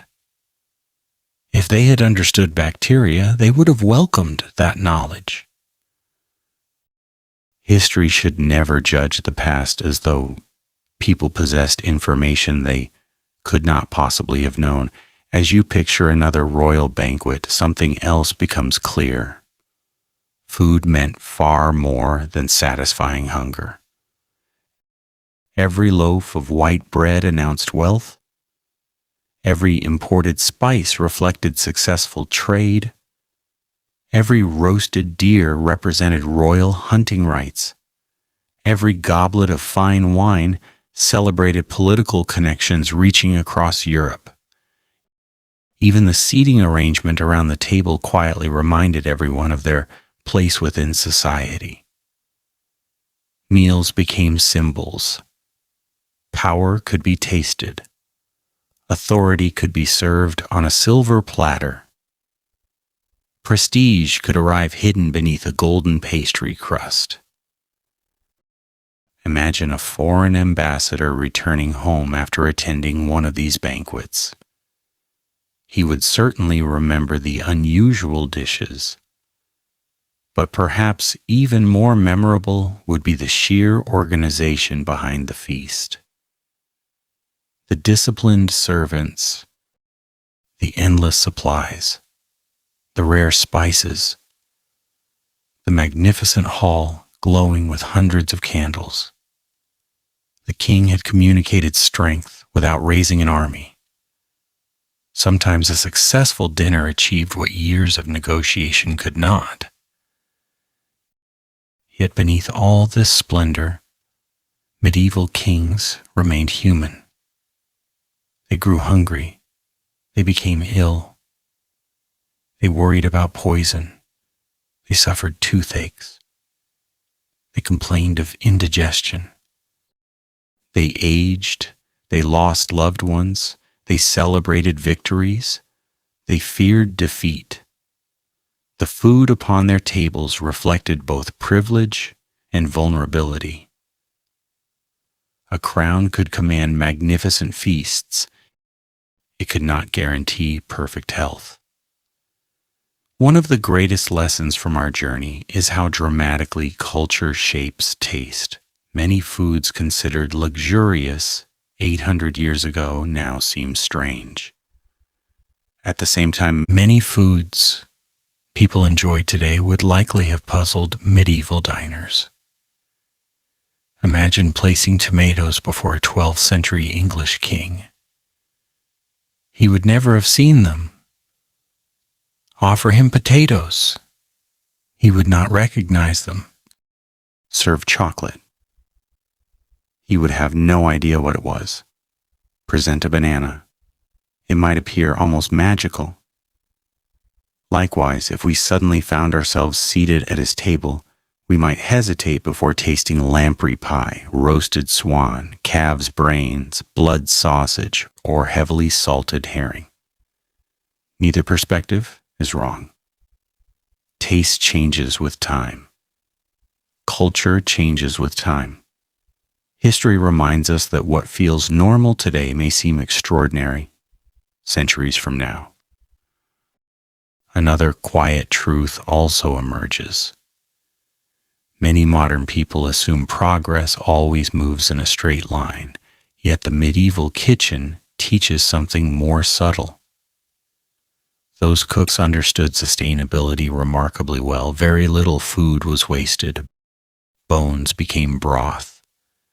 Fat became cooking grease. Bread became trenchers. Animal hides became leather. Ashes even found practical uses around the household. Every valuable resource received another purpose. Modern societies, despite possessing astonishing technology, continue learning lessons about reducing waste that medieval households practiced out of necessity. Perhaps the greatest misconception concerns luxury itself. We often imagine wealth bringing complete comfort. The medieval king certainly enjoyed privileges beyond imagination. Yet his comforts existed alongside constant uncertainty. A failed harvest threatened everyone. Disease ignored social rank. Trade routes could collapse. War disrupted supplies. Winter isolated castles. Fresh food disappeared with the seasons. Luxury never completely removed hardship. It simply changed its form. Imagine standing one final time inside the great hall. The tables have been cleared, the banners hang quietly from the walls, the fireplaces glow softly. Generations of kings have eaten here. Some ruled wisely, others ruled poorly. Some became famous. Others faded almost entirely from memory.